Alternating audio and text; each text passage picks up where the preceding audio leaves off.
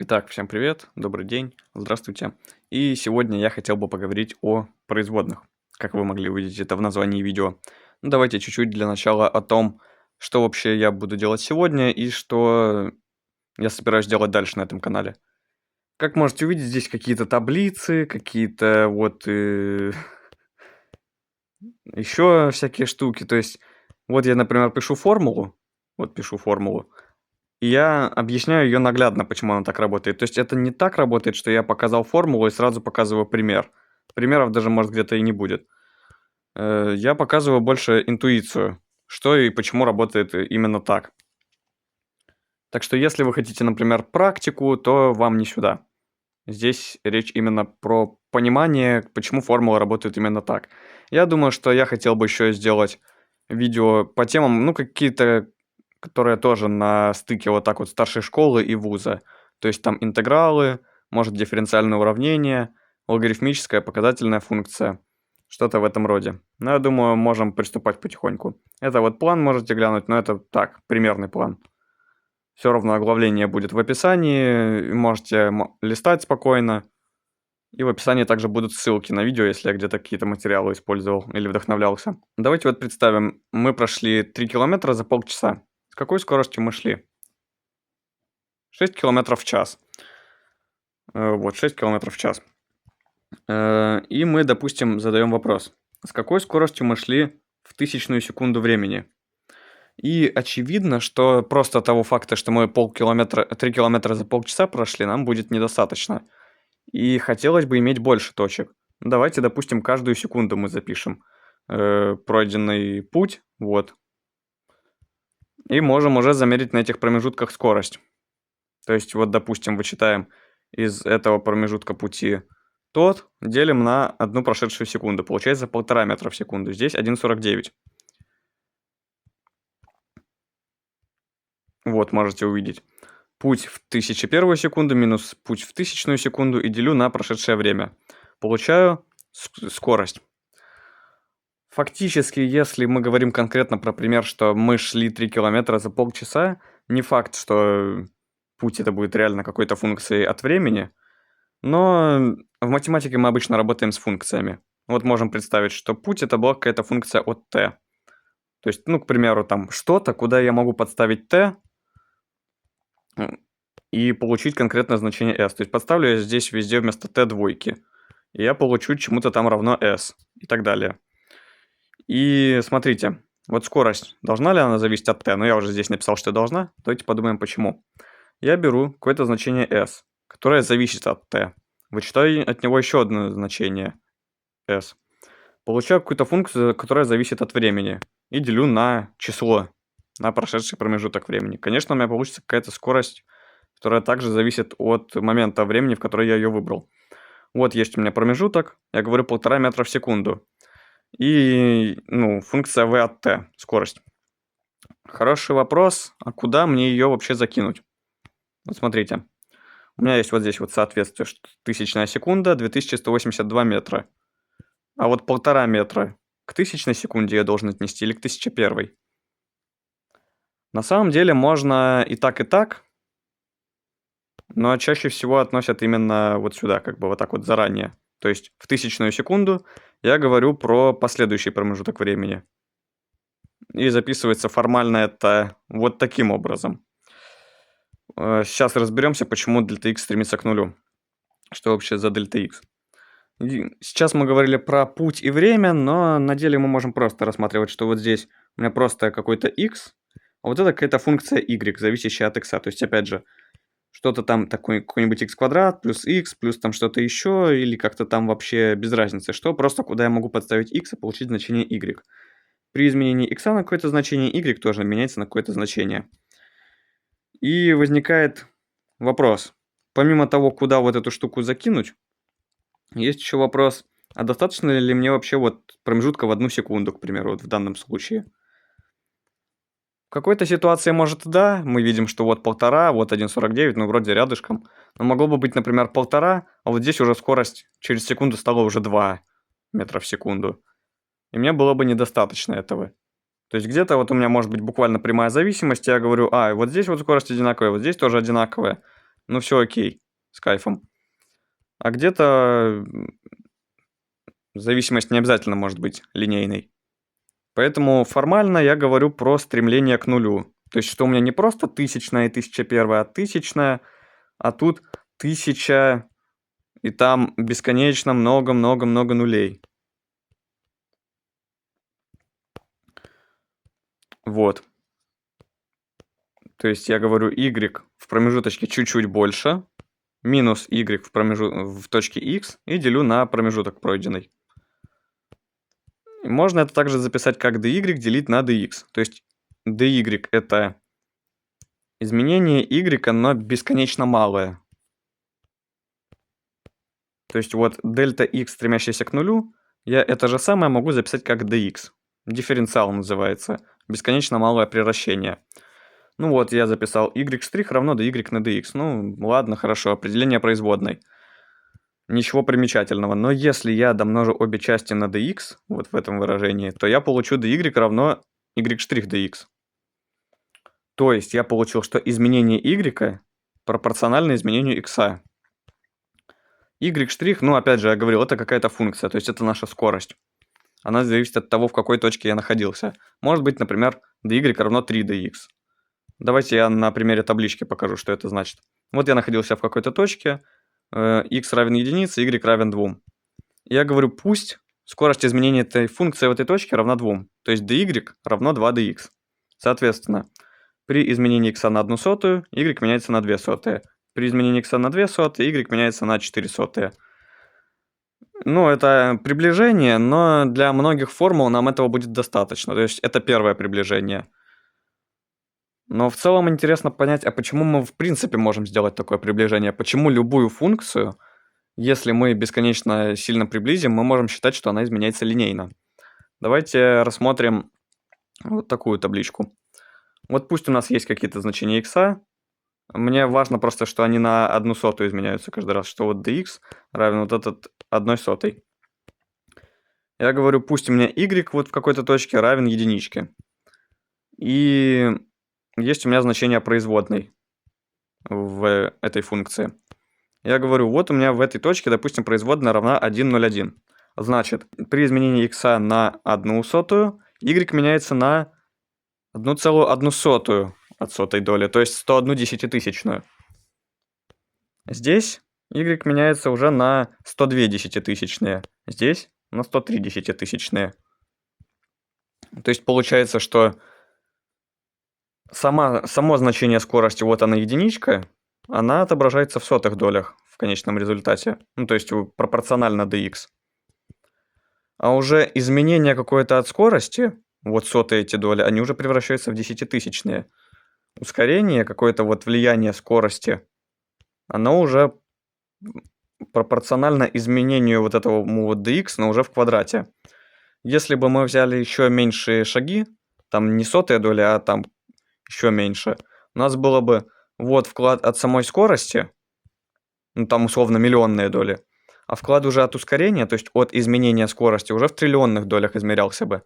Да, конечно, вы можете сказать, а вдруг вот эта функция меняется быстро, но мы же говорим на бесконечности, то есть у нас, ну, даже если вот это вот число будет хоть там 50-значным, но оно все равно будет пренебрежимо мало вот с этой единичкой.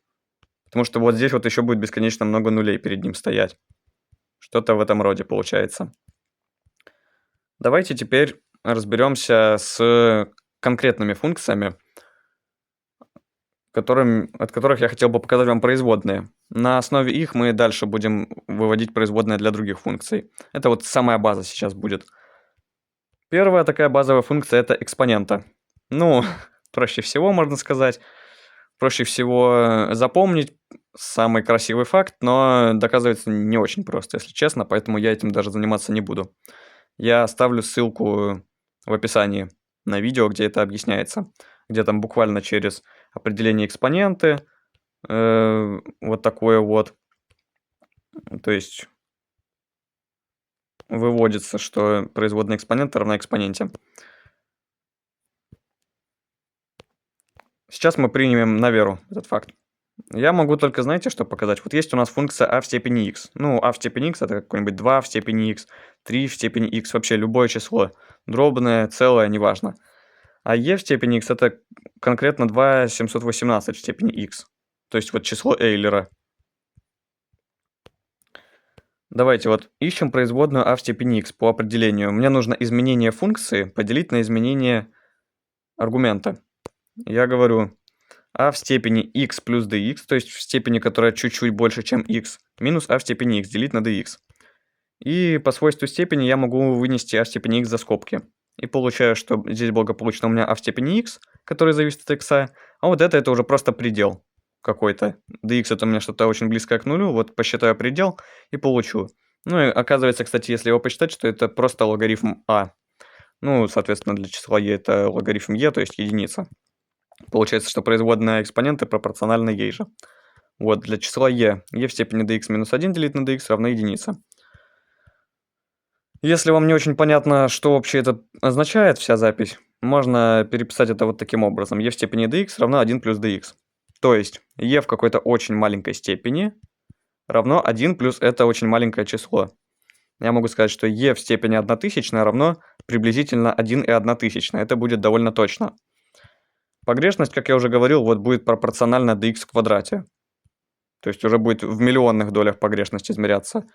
Причем это не именно 5 миллиардных, это как бы половинка от миллионной доли. Мы потом увидим, почему оно так. Потом там уже будут... Ой, не 5 миллиардных, ну вы поняли. Короче, тысячные, миллионные, потом миллиардные, триллионные. Ну, короче, вот так вот будет там все. Давайте теперь рассмотрим в связке синус и косинус. Тригонометрические такие популярные функции. Естественный способ думать о синусе и косинусе – это тригонометрическая окружность, конечно же. Мы говорим, вот у нас есть, допустим, точка на окружности. Угол x. Ну и дуга, соответственно, вот это вот имеет длину x. Окружность единичная, сказал я это или нет. Вот. По определению буквально. Что такое синус угла x? Это противолежащий катет на гипотенузу. Соответственно, вот эта сторона равна синусу. Аналогично, вот эта сторона равна косинусу x.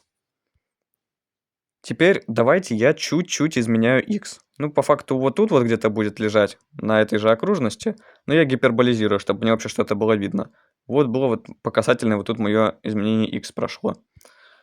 Я говорю, ну вот у меня теперь новый синус, синус стал выше, то есть синус уже вот здесь вот такой вот синус. Соответственно, он изменился на вот эту величину, d синус x. Косинус изменился на d косинус x, но мы можем увидеть, что в первой четверти он уменьшился. Теперь буквально по определению для вот этого уголочка x. Что такое его синус? Это d косинус x делить на dx. Мы видим. Производная косинуса d косинус x делить на dx равно минус синус x, как я уже говорил, потому что косинус уменьшается в первой четверти. Ну, это можно обобщить, но я вот в первой четверти показываю именно. Аналогично d синус x делить на dx. По определению буквально для вот этого вот уголочка x это косинус x. Поэтому мы получаем, что производная синуса равна косинусу.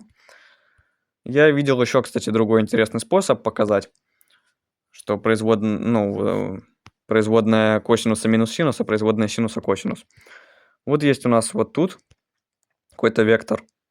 И я говорю, что у нас есть вектор скорости. Вот представьте, что мы движемся вот так вот по окружности. Вектор скорости направлен перпендикулярно, и он тоже единичный. Но это уже с точки зрения физики, наверное, надо думать, почему так. Вот точка, из которой исходит вектор, это косинус x, синус x.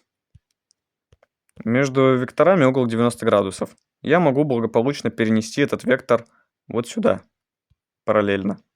Ну, видите, они параллельны, эти два вектора. И я говорю, что он тоже попадет вот сюда на окружность, и координаты этой точки будут минус синус x, косинус x. То есть, соответственно, производная косинуса синус, производная косинуса минус синус, производная синуса косинус.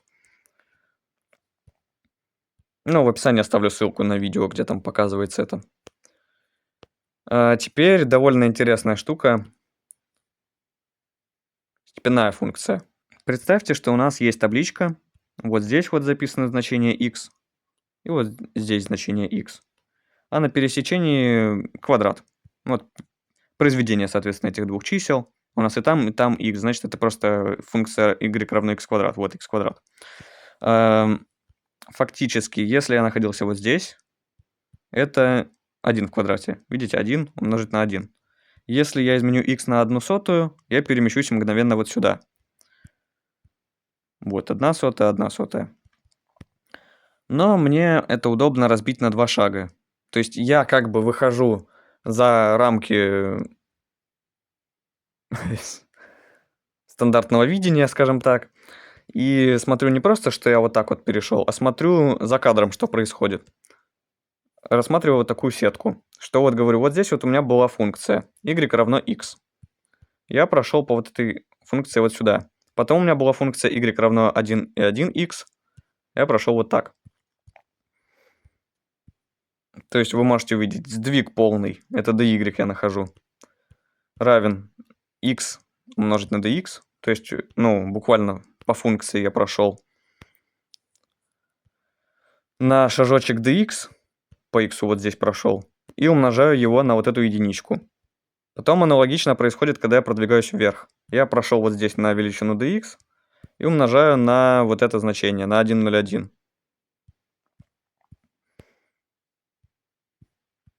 Ну, кстати говоря, очень важно, что x плюс dx умножить на dx, по факту это тоже x dx. То есть мне не важно, шел ли я по вот этой функции или шел по вот этой. Можно сказать, что вот этот шаг и вот этот шаг, они одинаковые. Ну, вы можете увидеть, что здесь происходит. X плюс dx умножить на dx. Раскрываю скобки. X dx плюс dx квадрат. Это в сотых долях, а здесь уже в десятитысячных погрешность. Там идея просто в том, что я же ищу производную. То есть я буду делить это все на dx. Когда я поделю на dx, здесь он благополучно сократится, а здесь уберется только двоечка. И это все занулится. То есть получается, что dy равно x dx и плюс еще раз x dx. То есть там как будто я уже должен был бы чуть-чуть больше вот здесь x взять. Но оказывается, что нет особой разницы, здесь я шаг сделаю или вот здесь. Поэтому я тоже могу считать, что величина этого шага была равна x dx. То есть dx квадрат равно 2x dx. А значит производная dy делить на dx равна 2x. Есть геометрическая визуализация, кстати, вот на канале Scribble One Brown условно она есть. Я оставлю плейлист, очень хороший плейлист у Гранта Сандерсона был по матанализу. Вот есть у нас квадратик со стороной x, я увеличиваю на dx. И сначала я нахожу величины всех этих прямоугольников, всех приростов. Получаю, что у меня есть два прямоугольника x умножить на dx и плюс прямоугольничек dx в квадрате. Ну и благополучно получаю, что опять же у меня все делится на dx, когда я саму производную уже нахожу, и остается просто 2x. Ну, это так, просто для наглядности я геометрическую эту визуализацию показал. Так, надеюсь, что вот такая интерпретация вам не будет казаться слишком сложной, потому что я буду ее в дальнейшем постоянно использовать. То есть, проще говоря, что мы вообще сделали? Мы сказали, что изменение x квадрат — это как будто я поменял сначала 1x, потом второй x. То есть вот, эта единичка вынеслась за скобки, умножилась на dx, и здесь то же самое произошло. Если я буду это говорить для больших степеней, например, для x в кубе, я говорю аналогично. Чтобы прийти из этой точки вот в эту, тут все иксы были равны по единичке, а там все иксы равны по 1,1. Я делаю вот такой шаг, прохожу по одному иксу, вот такой шаг и вот такой шаг. Но я могу считать, что все они были сделаны из одной точки благополучно. Поэтому менялся только один x, а два других оставались неизменными. Вот, можете увидеть как бы такую алгебраическую запись. dx умножить на два фиксированных множителя. Плюс x умножить на теперь этот x меняется, и потом еще x. И плюс еще x умножить на dx. Получаю 3x квадрат dx. Аналогично для больших степеней это можно представить себе. То есть, например, там сначала один х меняю, потом второй, потом третий и так далее, и так далее, и так далее. Например, четвертая степень. Каждый из 4 иксов я менял по очереди, а остальные 3 оставались неизменными. Соответственно, эти 3 икса вынеслись за скобки. В целом, это можно обобщить на любую степень. Вот общее правило уже можно символически как бы так представить, будто я вот эту n скидываю сюда вниз, а там записываю n-1. И это, кстати, обобщается на любые другие степени, не только на целые, но это мы уже с вами будем позже рассматривать. Ну, в целом, вот показываю, что x в степени 1/2 это 1/2, и x в степени минус 1/2. То есть 1 делить на 2 корня из x. Итак, давайте разберем еще важное правило для дифференцирования. Одно из таких правил, что я могу вынести константу за знак производной. Ну, я думаю, тут особо ничего говорить не надо. Ну, вот я построил табличку тут. Какие-то значения иксов, нам в целом не важно какие. Значения y. Вот y у меня изменился на некоторое значение dy. Если я умножу y на 2, то вот у меня будет функция, у которой все значения удвоены. Соответственно, изменение будет удвоенный dy. Ну, как бы все логично. Двоечку просто я как будто за скобки вынес. То есть оба числа удвоились, значит и разница между ними тоже удвоилась. Ну и двойка это просто для примера. Так-то это как бы с любым числом работает.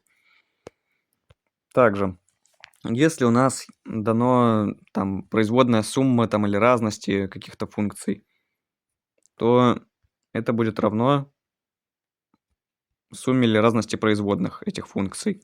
Ну, можно, соответственно, на большее число переменных, там плюс-минус там h, тут плюс-минус h. Ну, потому что можно сказать, что там условно g, она тоже какая-нибудь сумма. Ну, короче, это обобщается легко.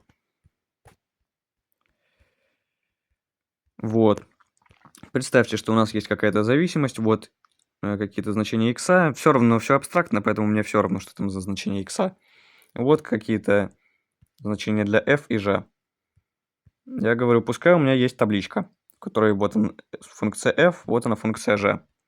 На пересечении, соответственно, сумма их. Я говорю, хорошо. Как я и говорил до этого, фактически у меня переход вот такой вот мгновенный. Но я говорю, что я могу разбить его на 2 перехода. Вот такой и вот такой. Вот здесь вот у меня было изменение какое-то dg. Но так как это сумма, ну, оно просто прибавилось. То есть вот здесь это же число прибавилось. Ну, вот к единице прибавилось здесь 2. Здесь к единице прибавилось 2 и 2 тысячные. То есть, ой, сотые. То есть, соответственно, разница между этими числами, как и между теми, будет тоже dg. Между этими разница df. Значит, и между этими тоже будет df. Соответственно, все, у меня просто получается dy равно df плюс dg. Извините, если я до этого где-то тупил, просто первое видео, опыта особо нет. По факту до этого тоже меня интересовало найти dy, а потом уже разделить его на dx. То есть по табличке я здесь вижу именно dy. То есть у меня y представлен двумя функциями. Вот они мои значения y. Соответственно, dy равен df плюс dg. Соответственно, y df на dx делить на dg плюс dx. Делить на dg на dx. Соответственно, f' плюс g'.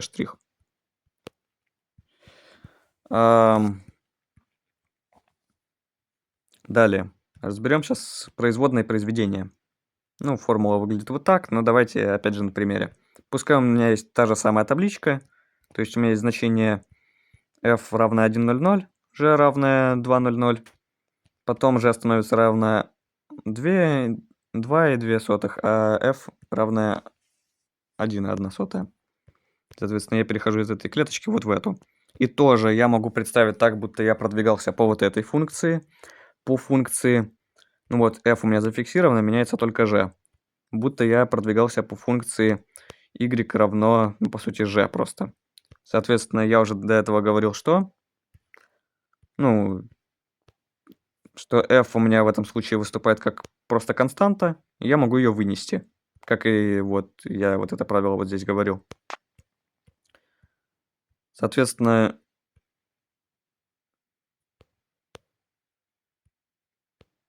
Ну, в этом случае у меня dy равно dg. Так? Вот вы видите просто. Насколько изменится dg, настолько же изменится y. Если бы здесь была не единичка, ну, значит, домножил бы на это значение f. Аналогично вот здесь. Здесь у меня как будто функция получается y равно 2,02 f. Но можно посчитать, что это просто 2f. То есть как будто я просто вот в той точке нахожусь. Как будто я опять же делаю из одной точки сразу два шага. И соответственно здесь у меня получается g на df. Если вот у меня dy полный равен f на dg плюс g умножить на df, соответственно dy на dx равно fg' плюс f'g. И это обобщается точно так же, как мы обобщали правила степенной функции. Вот вы можете увидеть, мы писали, что можно пройти по одному направлению, потом по другому. То есть здесь идея точно такая же. Вот я буду идти по одному направлению. У меня, допустим, f, g, dh будет. Так? То есть эти две зафиксировал, третью меняю. Иду по второму направлению. Будет df, там g, h. То есть f меняю, а те как множители просто выносятся.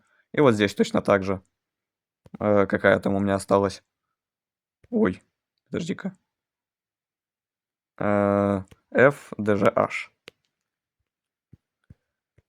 Если я поделю, у меня, соответственно, вот здесь вот это будет производной, вот это будет производной, и вот это будет производной. Соответственно, будет, например, производная трех функций равняться, ну, буду производную просто на каждую из них по очереди накидывать. Что-то я как-то не особо по очереди пошел, но это не важно. Итак, для начала я должен сказать, что вот тут была ошибка. Ну вот где сумма функций. Я написал y, там y'. Может еще где-то что-то, но вот что я заметил. Так, смотрите. Аналогично так же, как мы рассматривали сумму произведений, мы можем также по табличке рассмотреть и частные функции. И, кстати, вот еще я в таблице исправил значения. Они не соответствовали действительности. Теперь вот у меня тут действительно 2 умножить на 1 это 2. Там, ну, 2,01, 2,01. Ну, короче, здесь удвоенное значение, а тут уже производные по строчкам, по столбцам одинаковые, как я говорил ранее.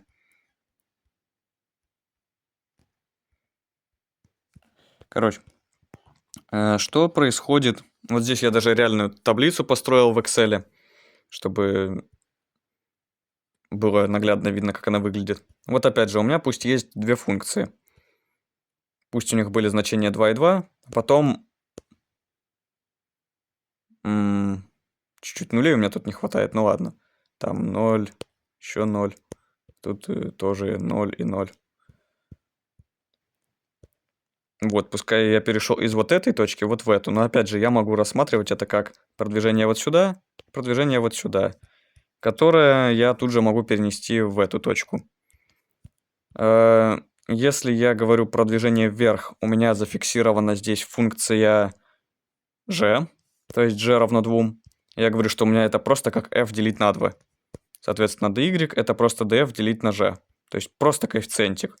Если я говорю, что мне интересно, насколько функция изменилась, ну вот из этого значения вычесть вот это. Я могу просто за скобки вынести вот это значение 1 делить на g. Ну, это будет df делить на g. А вот здесь уже интереснее получается. Я когда прохожу из вот этой клетки вот в эту, я не могу сказать, что у меня просто что-то выносится за скобки. Я говорю, хорошо, вот в этой клетке у меня какое значение? f делить на g плюс dg. То есть функция f моя, вот 2 зафиксировано значение, я делю на 2,2. То есть вот, g плюс dg. Минус вот это значение, f делить на g. Я вычитаю, привожу к общему знаменателю, и благополучно, почему-то, когда раскрываю скобки, могу убрать вот это слагаемое. Я, кстати, не могу, если честно, обосновать, почему. Ну, типа, оно пренебрежимо мало или что, ну, мы и так с малыми величинами работаем. Ну, короче, можно его убрать. Вот. Короче, здесь у меня FG уходит. Остается просто минус F dg. Теперь я говорю, хорошо, у меня вот здесь вот прирост df на g, здесь прирост минус f dg на g квадрат. Я должен их сложить. Ну, складываю, опять же привожу к общему знаменателю, то есть домножаю вот здесь на g, и получаю g df минус f dg делить на g квадрат. Если я нахожу производную, я уже делю это все на dx. Соответственно, здесь у меня получается производная f, производная g, и f' g минус fg' делить на g в квадрате. И вроде бы да, казалось бы прикольно наглядно, но мне кажется не очень в данном случае. То есть с умножением, да, довольно красиво это все выглядит. Со сложением тоже понятно. Ну, со степенной функцией, наверное, тоже. А вот здесь, мне кажется, все-таки проще запомнить это вот таким образом, что можно частное переписать как произведение. Ну, конечно, я здесь использую немного то, что еще буду озвучивать дальше. Правило сложной функции. Вот оно буквально сейчас дальше будет. То есть я говорю, что хорошо, производная первая на вторую функцию плюс первая на производную второй. А когда я беру производную сложной функции, ну сейчас как раз будем обсуждать, я беру производную от внешней, то есть воспринимаю как будто вот что-то там в минус первой степени. То есть получаю минус 1 делить на g, ну, умножить на g в минус второй, ну, правило степенной функции. И умножаю на производную самой функции. Ну вот все приводится, получается вот так. Теперь давайте с производной сложной функцией как раз разберемся. Если у нас есть некоторая функция f, которая зависит от g, то ее производная будет равна f' от g умножить на g'. Ну вот, можете рассмотреть пример, чтобы было понятно, что я имею в виду. Вот, например, у нас есть синус от x в квадрате. Его производная это косинус. И вообще игнорирую, ну, мне без разницы, просто переписываю полностью, что там в скобках. А потом умножаю на производную от x в квадрате. Давайте покажу наглядно, почему это работает. Вот пусть у нас есть x, и я изменил его на какое-то значение dx. Тогда g у меня изменится на что? На какое-то значение dg. И, ну, сейчас, g' dx, так? То есть что-то там пропорциональное. Вот тут, соответственно, если x увеличился на 1/100, то dx увеличился на 0,03. То есть пропорционально. Потом я рассматриваю зависимость f от g. Я говорю, что ну я хотел бы сдвинуться, конечно, на один шажочек. Тогда по f я сдвинулся бы на 5. Но меня вынудили сдвинуться сразу на 3 шага, я перешел вот сюда. То есть я как бы перешел на 3 шага за счет этого, за счет того, что g зависит от x, а потом еще перешел на 5 шагов за счет того, что f зависит от g. То есть вот мы можем увидеть. 3 умножить на 5 равно 15. 3 это dg на dx, то есть вот производная вот этой функции равна 3. 5 это производная f относительно g, то есть когда я g меняю, f меняется на 5, ну, в 5 раз больше. Тогда f меняется в 15 раз больше, чем x. Уже рассмотрели вот этот пример, но и это можно алгебраически записать. Просто делаю замену. Вот там нахожу. Мы уже обсуждали, что вот dy это y' dx. Ну, это буквально из определения, просто y' это dy на dx. Соответственно, dy это y' dx. Ну и вот, соответственно, я заменяю просто на t. Потом говорю, ага, дифференциал от синуса t это косинус t dt. И заменяю t обратно. Получаю косинус x квадрат dx квадрат. Теперь раскрываю dx квадрат. А чтобы получить саму производную, я делю это на dx и получаю тот же самый результат. Таким образом, доказывается, кстати, вот как раз формула для показательной функции. Показательную функцию можно представить как экспоненту в степени x логарифм a.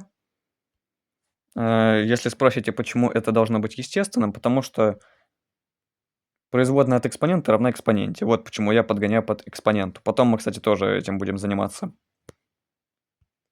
Ну и я говорю, хорошо. Беру производную. Производная экспонента равна экспоненте. И вот здесь производная, ну, у меня вот какой-то коэффициентик. Типа я говорил там, если 5х, к примеру, вот 5х, я выношу эту пятерку.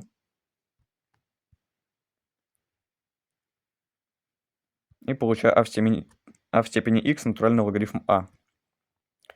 Далее я хотел бы рассмотреть такую интересную штуку, как производную обратной функции. Вот и тут, кстати, можете увидеть, что я сейчас буду вообще все подряд производные выводить. Если у нас есть какая-то функция x и зависящая от нее y, ну вот я знаю, допустим, могу сказать, что вот она, это функция y равно x квадрат, так? Но в то же время я могу сказать, что это x равно корень из y. То есть я могу в обратную сторону пойти, как будто y это независимая переменная, а x зависимая. То есть и таблица у них будет одна и та же по факту. То есть если 1,02 это 1,01 в квадрате, то 1,01 это 1,02 корень извлеченный. Соответственно, если я говорю, что dy на dx равно 2, то dx на dy равно 1/2. Ну, то есть просто-напросто 1 поделил на эту двойку. Я говорю, в общем-то, что если я знаю производную функции какой-то, то я могу узнать производную обратной к ней функции. Вот, к примеру, я не знаю производную от корня. Ну вот, опять же, из этого исхожу. Я знаю, что производная... Вот я знаю dy на dx, что оно равно 2х, так, для этой функции. Я хочу узнать dx на dy. То есть просто, ну, поменял местами производные, ну, переменные, и теперь я хочу узнать производную от корня. Я говорю, хорошо, производная от корня из y равна производной от x, которая равна dx на dy. Или же это же самое 1 делить на dy на dx. Ну, то есть перевернул дробь. Получаю 1 делить на x в квадрате, штрих. Это 1 делить на 2х, а x это у нас изначально был корень из y. Все. То есть и точно так же я могу вывести и другие функции. Например, арксинус x. Я говорю, если y это арксинус x, значит x это синус y. dy на dx тогда равно 1 делить на dx на dy. Или 1 делить на производную синуса, или 1 делить на косинус y. И, соответственно, вот, если вас пугало, откуда это взялось, это просто основное тригонометрическое тождество здесь появляется. Аналогично выводится арккосинус. Ну и, кстати, его можно еще вывести по-другому, просто арккосинус это π на 2 минус арксинус. Ну, это из-за этого тоже еще можно понять, почему здесь то же самое выражение, но знак минус. Производную тангенса, ну, можно было это, кстати, раньше упомянуть, можно вывести из формулы частного. Сверху у нас получается по основному тригонометрическому тождеству единица, а в знаменателе косинус квадрат. Аналогично котангенс. Получается, будет минус 1 делить на синус квадрат. Вот уже с арктангенсом и арккотангенсом интереснее. Производная арктангенса x это 1 делить на производную тангенса y. Мы говорили, что производная тангенса это 1 делить на косинус квадрат. Значит, здесь 1 делить на 1 делить. То есть просто косинус квадрат. Я специально написал, чтобы вы не думали, что вообще я вот здесь сделал. Я специально написал здесь вот такие выкладки. Есть у нас основное тригонометрическое тождество. Если мы разделим обе части, ну, все слагаемые на косинус квадрат, мы получим вот такое равенство. То есть вот как раз таки 1 делить на косинус квадрат равно там тангенс квадрат плюс единица. Если я переверну дроби, то я получу вот это. Ну, то есть вот там я это использовал. 1 делить на 1 плюс тангенс квадрат. Если я разделю обе части основного тригонометрического тождества на синус в квадрате, то получу вот такое равенство. И вот здесь вот я его использую. Ну и экспонента. Так, я что-то здесь фигню написал. Y равно логарифм x. Y равно логарифм x. Вот, я хочу от логарифма производную найти. Я говорю, хорошо, это 1 делить на e в степени y, то есть на обратную функцию и обратную переменную. То есть просто 1 делить на e в степени y или 1 делить на x. Ну вот я даже тут табличку производных привел. Вот можете видеть, мы уже все почти это обсуждали. Ну, кстати, вот это я не говорю. Ну, тут, наверное, очевидно, что мы измеряем скорость изменения, а константа не меняется. Ну, будет у нас вот табличка вот такая вот, типа x, y, тут какие-то значения, а здесь, ну, будет 2, 2, 2. Ну, типа, ну, что тут? Ну, очевидно, что y вообще никак не зависит от x даже. Ам, Это говорили, это говорили. Вот это вот еще есть. Она выводится несложно, но формула, как-то, мне кажется, довольно неприятная для многих будет. Просто переходим к новому основанию. Получается, что производная логарифм x делить на логарифм а, при этом логарифм а это константа, а производную логарифма мы только что обсудили. Соответственно, получаю 1 делить на x натуральный логарифм а. Все остальные производные тоже обговорили, а вот это, ну, мы не рассматриваем. Это гиперболические функции. Ну, не особо сложно выводится, но, короче, мы их не рассматриваем в этом курсе, так сказать. Итак, чуть не забыл показать обобщенное правило степенной функции. Ну, как думаете, что мы будем делать? Наша любимая экспонента. Она всегда будет с нами. Короче, x в степени n штрих равно e в степени n натуральный логарифм x. Теперь по правилу сложной функции. Экспонента, то есть же само x в степени n, и умножаю на производную вот этого. n это константа, можно вынести, а производная от логарифма x это 1 делить на x. Получается, соответственно, n и x в степени n минус 1. Мы уже обсуждали производное произведение. Ну, можно, кстати, еще по-другому к этому подходить. Можно сказать, что это e в степени натурального логарифма от произведения. Потом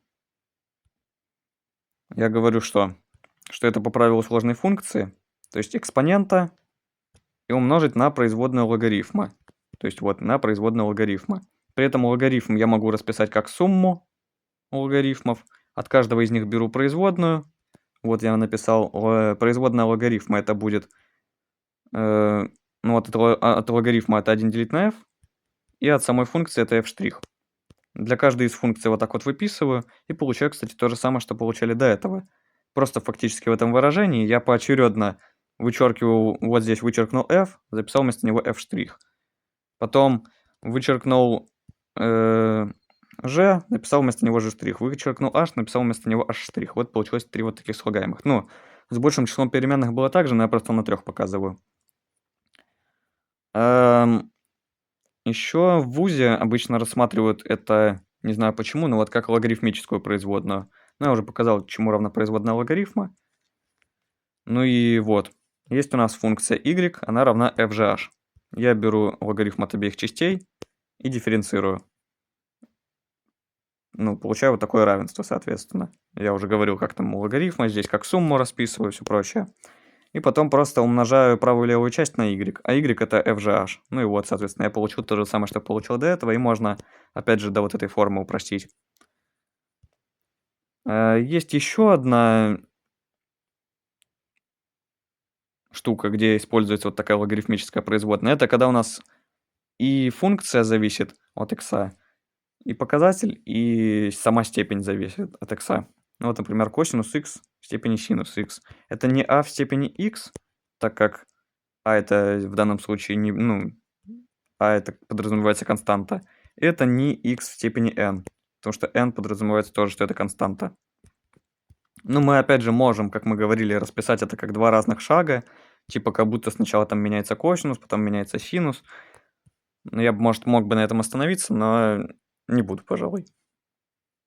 Ну и здесь аналогично все получается, и по свойству логарифма мы выносим синус вот сюда. Но я не особо хочу это дорешивать, давайте. Это вот вузовский метод, логарифмическая производная. Мне больше нравится лично вот такой способ. Вот у нас есть косинус x в степени синус x. Я представляю это с основанием экспонента. Почему это должно быть очевидно? А потому что производная экспонента равна самой экспоненте. То есть я представил функцию в виде экспоненты, значит я спокойно могу по правилу сложной функции все посчитать.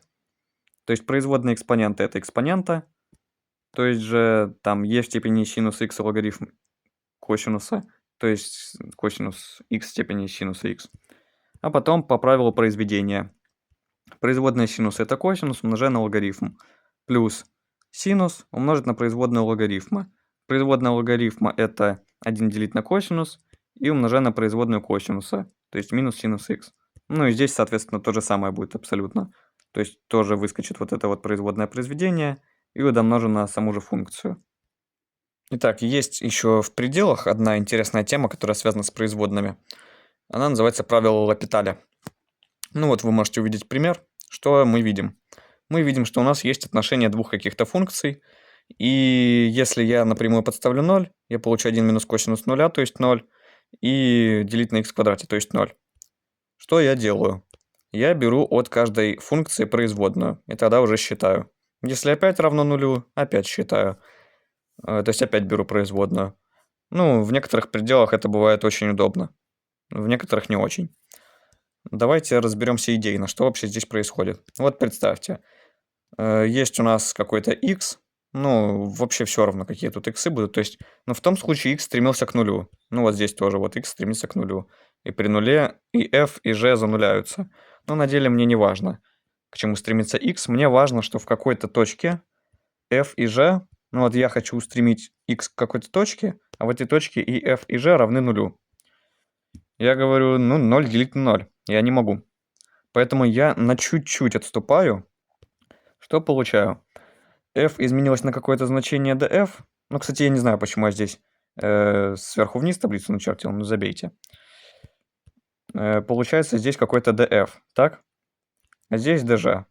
То есть, ну, функция уже ведет себя там линейно, и при стремлении к нулю она точно так же она и будет вести. То есть, ну, будет там 0, 0, 0, 0, 0, 0, 0, 2, а здесь будет 0, ну, вот если еще уменьшать 0, 0, там сколько-то нулей. Сколько нулей? И 4. Ну, то есть у них уже соотношение будет точно такое же, как вот это при стремлении к нулю. Я говорю, хорошо, отношение этих функций равно отношению их дифференциалов. А что такое дифференциал? Ну, вот я говорю, я пришел сюда со скоростью 2. Прошел я по x на 1/100. Соответственно, df равно f' dx. Ну, я уже, в принципе, говорил уже, что такое дифференциал. Вот. А dg равно g' dx. dx и dx сокращается. Хотя вроде говорят, что нельзя прям вот так сокращать. Дифференциалы это не числа, но нам пофиг. Соответственно, я получаю, что отношение функций равно отношению производных. Также это правило работает, если у нас будет, например, ну вот в квадратных скобках вот так записывают обычно, если там неопределенность какая-то. Может быть бесконечность на бесконечность. Это решается точно так же. Тоже можно записать, что отношение f на g, если обе стремятся к бесконечности, равно отношению их производных. Давайте вот разберемся, почему это так. Вот у нас есть отношение f на g, бесконечность на бесконечность. Я, ну, по сути, просто переверну дроби и в числителе, и в знаменателе. То есть g перенесу в числитель, она превратится в 1 делить на g, а f в знаменатель. Ну, можно сказать более логично, что я просто поделил числитель и знаменатель на fg. В числителе у меня получилось 1 делить на g, а в знаменатель 1 делить на f. Для чего я все это делал? А чтобы свести все к тому же случаю 0 делить на 0. Ну, то есть, здесь у нас было бесконечности в числителе и в знаменателе, а я добился, чтобы у нас было 1 делить на бесконечности в числителе и знаменателе, то есть 0. Я говорю, ну хорошо, правило Лапиталя, мы его уже знаем. Ищем производную от числителя, ищем производную от знаменателя. Получается g в минус 1, то есть минус 1 делить на g в квадрате и умножить на g'. И аналогично с f. Ну, если чуть-чуть приукрасить, ну, в смысле, причесать, вот минусы уйдут, f и g можно там поменять местами. И получается вот такая запись. Ну, у меня тут неявно, вот она уже есть, вот это отношение производных. Давайте выпишу вот на следующей строчке. f делить на g равно f квадрат на g квадрат умножить на отношение производных. умножу просто правую и левую часть на g квадрат делить на f квадрат. Здесь, соответственно, вот это уйдет. А там, ну, я получу g квадрат и g сокращаются. F квадрат и f сокращается. То есть будет просто g делить на f. Получаю g делить на f равно g' делить на f'. То есть для отношения бесконечность делить на бесконечность это тоже работает. Итак, дальше хотелось бы поговорить про уравнение касательной. Ну, кстати, мы уже фактически, когда сделали допущение, что мы можем считать производную постоянной, мы уже построили уравнение касательной. То есть вот, это я взял картинку, которая у нас была ранее, выше там. И вот это значение у y, это и есть уже уравнение касательной. Давайте посмотрим, что у нас здесь происходит. Мы говорим dy равно 2dx, допустим, если y' равно 2. Ну, в зависимости от того, какой y'. То есть dy равно y' dx. Ну, вы можете, это я просто тут как бы два вывода записал. Такой, и можно вот так вот пойти и дальше туда.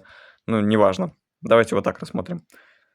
dy это что такое? Это y, то есть вот эта точка, минус y нулевой, то есть точка, из которой мы начали идти. То есть вот она, вот это dy. dx, ой, то есть, извините, это dx был. Вот это dy. Соответственно, y это y минус y нулевое, dx это x минус x нулевое. Ну и еще такая суть, как бы, когда мы говорили про dy и dx, мы говорили, что это именно бесконечно малые шаги. А здесь мы хотим обобщить. То есть вот видите, мы как бы говорим, ну, это прямая такая, которая, она всегда будет иметь вот такую производную. То есть, ну, вот такое вот обобщение, касательное называется. Вот. Так бы мы могли, так как когда мы производные рассматривали, мы говорили про бесконечно малые шаги, а тут мы говорим, что мы вообще куда угодно можем идти, просто с этой же самой производной отходим. Ну и все, соответственно, приходим вот сюда. То есть y равно y нулевой плюс y'. Ну, либо можно другим образом рассуждать, но без разницы, каким образом вы к вот этому приходите. То есть y вот в этой точке, это что такое? Это y нулевое плюс dy. Плюс вот этот так. Расписываем dy, это y' dx, и опять же приходим вот сюда. Ну и обычно записывают это вот таким образом. Не через y и x, хотя без разницы, но вот пишут, что f от x равно f в точке 0 плюс производная умножить на пройденный шаг. И будем дальше с вами разбираться, а как можно более точно это все, как можно функцию оценить целиком. Это будет очень интересно. Но давайте пока что посмотрим вот тут, что у нас происходит. Есть у нас экспонента, у нее и значение функции в нуле равно единице, и производная равна единице, и поэтому у нее касательная это будет 1 плюс 1 умножить на x. Ну, на x минус x нулевое, а x нулевое у нас тоже равно нулю. Поэтому у нее касательная просто 1 плюс x. Вот она наша экспонента. И вот она наша прямая 1 плюс x. Видите, что при очень малых отклонениях, вот 0,9, 0,90, там 48, то есть очень близкие значения. Когда мы отходим, уже вот на 7 сотых доли отличаются. И вот графически можете увидеть, вот она наша касательная.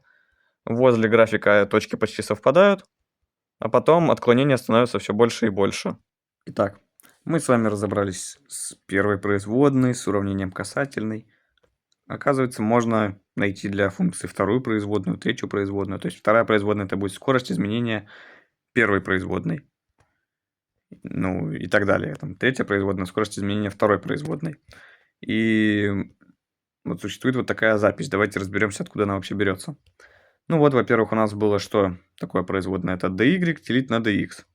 Я просто... У меня сам y, здесь в данном случае будет dy делить на dx. Я подставляю. И получаю, что dx, по сути, это как константа, его можно вынести. Получится в знаменателе dx квадрат. Ну, мы сейчас с вами разберемся, что мы действительно берем просто там один и тот же dx все время. То есть, когда я искал производную, я взял какой-то промежуточек dx. Ну, там, как я брал, к примеру, 1/1000, 1/100. Когда я нахожу производную от производной, я могу точно тот же самый dx взять. Мог бы и другой, но зачем все усложнять? Берут один и тот же обычно. И получается у меня вот такая запись. d dy делить на dx в квадрате. Ну, кратко это записывать таким образом. d дважды y делить на dx квадрат.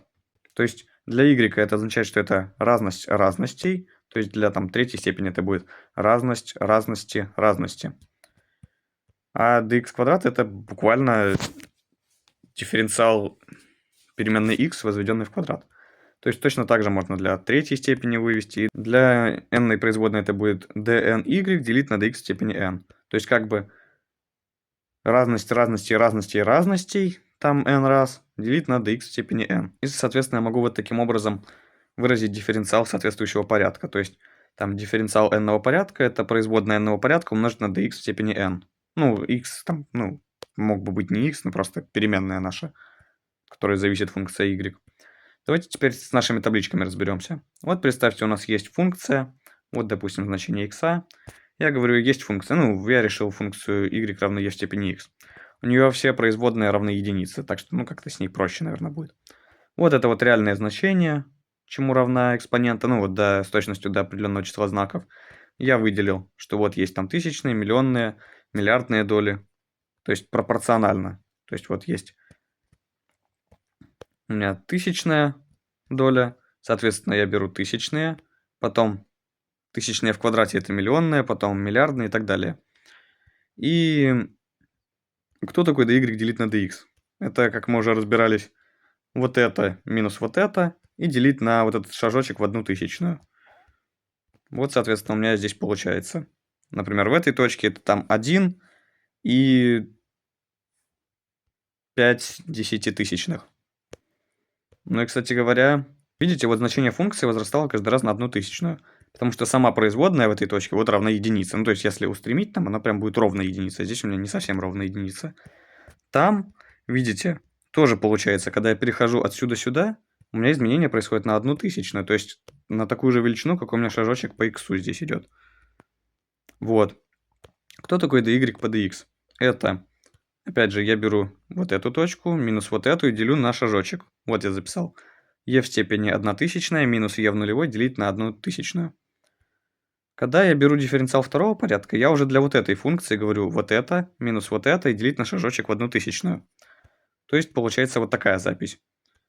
Вот в этой точке это e в степени 2000 минус e в степени 1000 делить на шажочек в 1000. А вот в этой точке это, ну вот эта же запись, которая у нас там и была. И я делю это все еще раз на шажочек в 1000. Получается, что я могу, во-первых, это все в одну дробь превратить, во-вторых, там 1000, ну, там перенести. Или эти, наоборот, 1000 перенести. Короче говоря, в знаменателе получится 1 миллионная, а в числителе получится, что разность разностей, как я и говорил. То есть для третьего порядка это будет разность разностей разностей, и делить уже на dx в кубе и так далее. И оказывается, что можно найти с любой точностью приближения функции. То есть вот здесь мы находили линейное приближение. Можно оценить функцию как многочлен второй степени, как третьей степени и так далее. Это делается с помощью как раз дифференциалов. Но это сейчас мы выведем, почему вообще дифференциалы именно фигурируют. Вот смотрите. Представьте, у нас есть функция. Ну, опять же, я взял производные равные по единице. Ну, можно сказать, что это экспонента. По сути, так и есть. Значение в точке x нулевой, вот, например, x нулевое равен нулю. Значение в точке x нулевой равно единице. Я сейчас вот разделяю на разные уровни, так? Потом я говорю, а что если это значение меняется? Тогда у меня появляется дифференциал.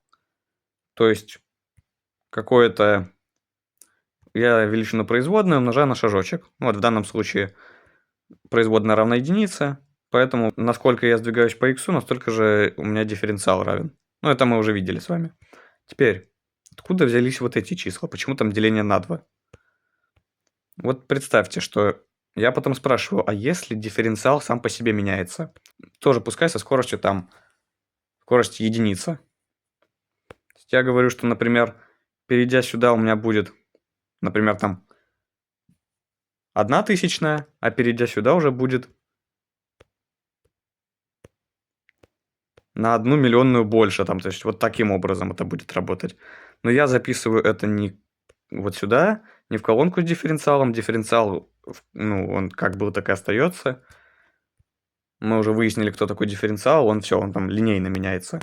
Я хочу подсчитать, чему вообще будут равны все эти вклады от изменений. То есть, смотрите, вот, к примеру, я говорю, дифференциал в точке x минус дифференциал в точке x нулевое, так?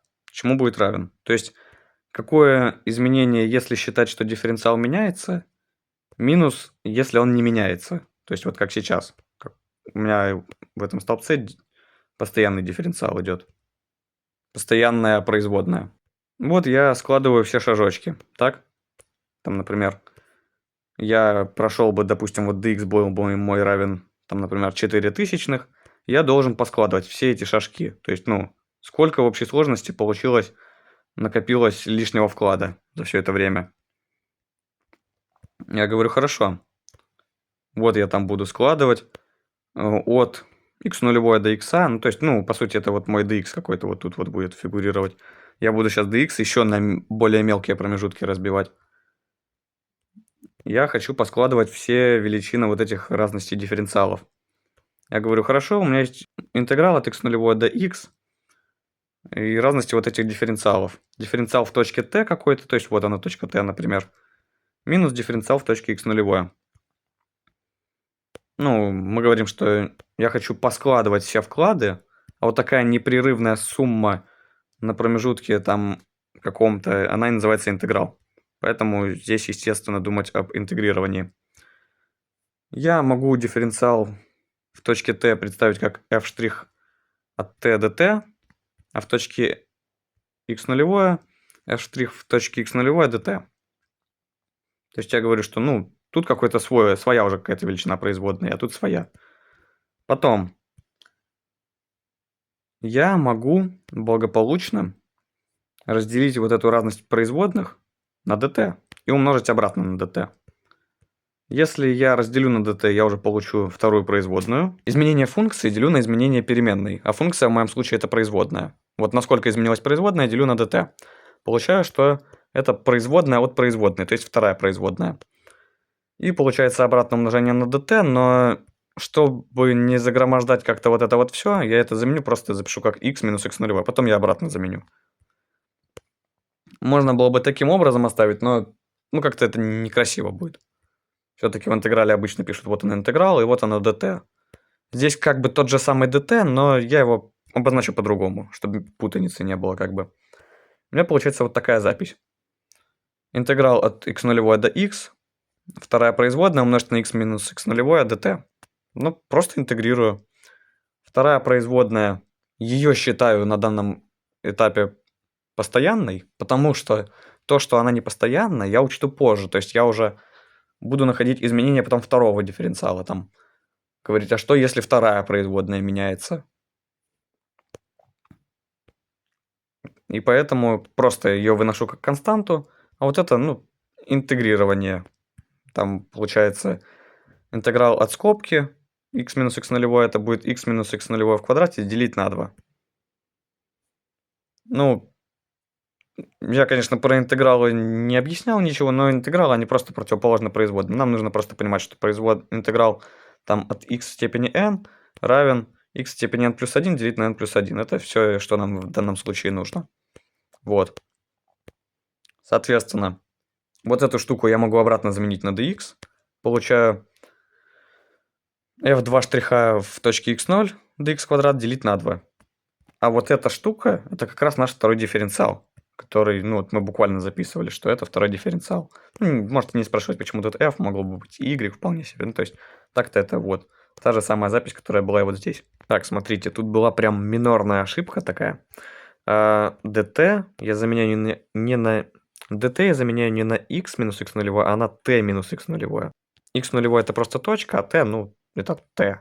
Это как раз-таки переменная, по которой я беру вот этот интеграл. Тогда я дальше получаю, что там у меня будет подстановка вот эта вот по формуле Ньютона-Лейбница. И, соответственно, я вместо t подставлю x и получу вот это. И вычту подстановку вместо t x0. Получается, просто будет x минус x0, и эта скобка занулится. Все, дальше вроде все окей. То есть я получил, что вклад от изменения первого дифференциала равен второй дифференциал на 2. Аналогичные выкладки, если сделать, найти там разницу дифференциала второго порядка на каком-то промежутке от x до x0, я получу дифференциал третьего порядка делить на 3 факториал. Аналогично я получу Дальше, что там каждый последующий член будет дифференциал, там дальше будет дифференциал четвертого порядка делить на 4 факториал, потом дифференциал там n-ного порядка делить на n факториал. То есть вот такая бесконечная сумма получается. Я могу продолжать вплоть до бесконечности. Это уже будет точное описание поведения функции. Потом я могу сделать обратно, заменить все дифференциалы. Если спросите, в чем разница, просто такой подход более естественный вот через дифференциалы. То есть когда мы будем говорить про формулу Тейлора для высших порядков, там она будет выглядеть точно так же. Что вот сумма от нуля до бесконечности дифференциал n-ного порядка делить на n факториал. Ну, если считать, что дифференциал нулевого порядка это сама функция, а 0 факториал это единица, то тогда вот такая вот запись и получается. Если я верну обратно все вот это вот дифференциалы, заменю их, как мы расписывали до этого, то получается вот такая запись. Ну, это можно в виде вот такой суммы записать. То есть n производная в точке x нулевой умножить на dx в степени n, делить на n факториал. И если я построю касательный многочлен бесконечной степени, то есть как бы, помните до этого я говорил, что если я заменю dx на там скобку x минус x нулевое, то я получу касательную графику функции. То есть я как бы продлю вот эту идею с равной производной на всю числовую прямую. А здесь я делаю то же самое, и я могу все скобки вот так вот благополучно заменить. При этом, если я заменяю до первой степени, я вижу, что вот это вот как раз моя касательная прямая. Вот так вот это касательная парабола. Вот так это уже касательная там функция третьей степени и так далее. А если так продолжать вплоть до бесконечности, то можно как бы сказать, что это будет касательная функция бесконечной степени, которая в точности повторяет мой многочлен. Поэтому как бы можно вот здесь писать не dx в степени n, а x минус x нулевое в степени n. И так обычно, кстати, и пишут. Так, мы разобрались с тем, что функцию можно представить как сумму всех дифференциалов функции с определенными коэффициентами. И хотелось бы поговорить насчет точек экстремума. Вот есть, представьте себе, табличка функции, например. Вот значение x, значение y. И я говорю, что вот, к примеру, есть у меня точка. Графически это вот так вот можно представить, где при определенном x значение y больше, чем у соседних точек. То есть туда я пойду, значения будут уменьшаться, сюда я пойду, значения будут уменьшаться. Ну, то есть как бы в небольшой окрестности. Я не говорю, что у меня там есть какой-то определенный диапазон, где оно должно уменьшаться. То есть здесь может произойти вполне себе вот такая штука, где оно обратно завысится. Но я говорю, что вот прямо рядом с этой точкой, бесконечно близко, должно быть у меня во все стороны меньше значения, чем в данной точке. Ну, может быть, кстати, и наоборот. Это вот такой случай называется точкой максимума. Может быть, точкой минимума, когда наоборот вот эта вот точка, она меньше, чем все соседние точки около нее. И давайте разбираться, при чем тут вообще формула Тейлора и как нам это поможет искать экстремума. Вот смотрите, у нас есть сумма. Во-первых, y нулевой это просто какая-то константа, которая, ну, никак она не зависит от x, и как бы все. То есть мне без разницы, прибавлю ли я 2 ко всем числам, 3 ко всем числам. От этого, ну, никакое из этих чисел вот в табличке у моей, оно не выиграет. Они там все изменятся на одинаковое число. Вот уже dy, с dy интересно. Смотрите, я могу вот это переписать сумму, ну, в другом виде, чтобы дальше анализировать. Смотрите, если у меня dy равен нулю, то, ну, я как бы не могу оценить. То есть я говорю, ко всем числам я прибавил 0. То есть у меня было 1, 1, 1, там, например. Я ко всем прибавил по нулю. Непонятно опять, какая из точек выигрывает. То есть вклад dy бесполезен. А если он не равен нулю, то я сразу говорю, что это не экстремум. Почему? Давайте вот здесь вот смотрим на мою табличку. Я говорил, что вот в данном случае у меня первая производная равна единице. То есть когда я увеличиваю x, у меня увеличивается и значение дифференциала. Когда я уменьшаю x, у меня уменьшается значение дифференциала. То есть вот смотрите, dy равен f' от x нулевое dx. Производная это какая-то константа, то есть, ну, например, там 1, 2. Но за счет того, что здесь есть dx в нечетной степени, это все выражение в одну сторону будет иметь один знак, например, плюс, а в другую сторону будет иметь минус. Поэтому я говорю, что если у меня есть не нулевая производная, то уже это слагаемое может в одну сторону быть положительным, в другую отрицательным. То есть это уже никакая не точка экстремума. То есть будет, ну, вот такая вот возрастающая прямая вот от точки, ну или убывающая. То есть туда, например, плюс, сюда минус. Либо наоборот, в зависимости уже от значения производной. Поэтому я говорю, что мы смотрим на значение производной. Если мы хотим потенциально хотя бы найти экстремум, я говорю, что производная в точке x0 должна быть равна нулю. Таким образом, я могу потенциальные точки отобрать, то есть решить уравнение, то есть найти функцию, которая является производной от моей исходной, приравнять точки к нулю. Потом я уже беру данные точки и проверяю для них значение второго дифференциала. Что может быть со вторым дифференциалом? Ну, если он равен нулю, опять же, мне это никакой информации не дает. То есть, вот представьте, опять же, вот там табличка у меня есть. Вот здесь, например, единички, или что-нибудь, числа, какие-то константы. Здесь по нулям, мне никакой информации не дает. И здесь будет тоже по нулям, но тоже никакой информации. То есть мне придется к третьему дифференциалу переходить, чтобы анализировать это как-то. Если второй дифференциал больше нуля, смотрите, вот, допустим, второй дифференциал больше нуля. То есть вторая производная умножить на dx в квадрате больше нуля. dx в квадрате – это уже всегда положительная величина. То есть мне без разницы, по x было изменение положительным или отрицательным. Эта величина в квадрате всегда все равно будет положительной.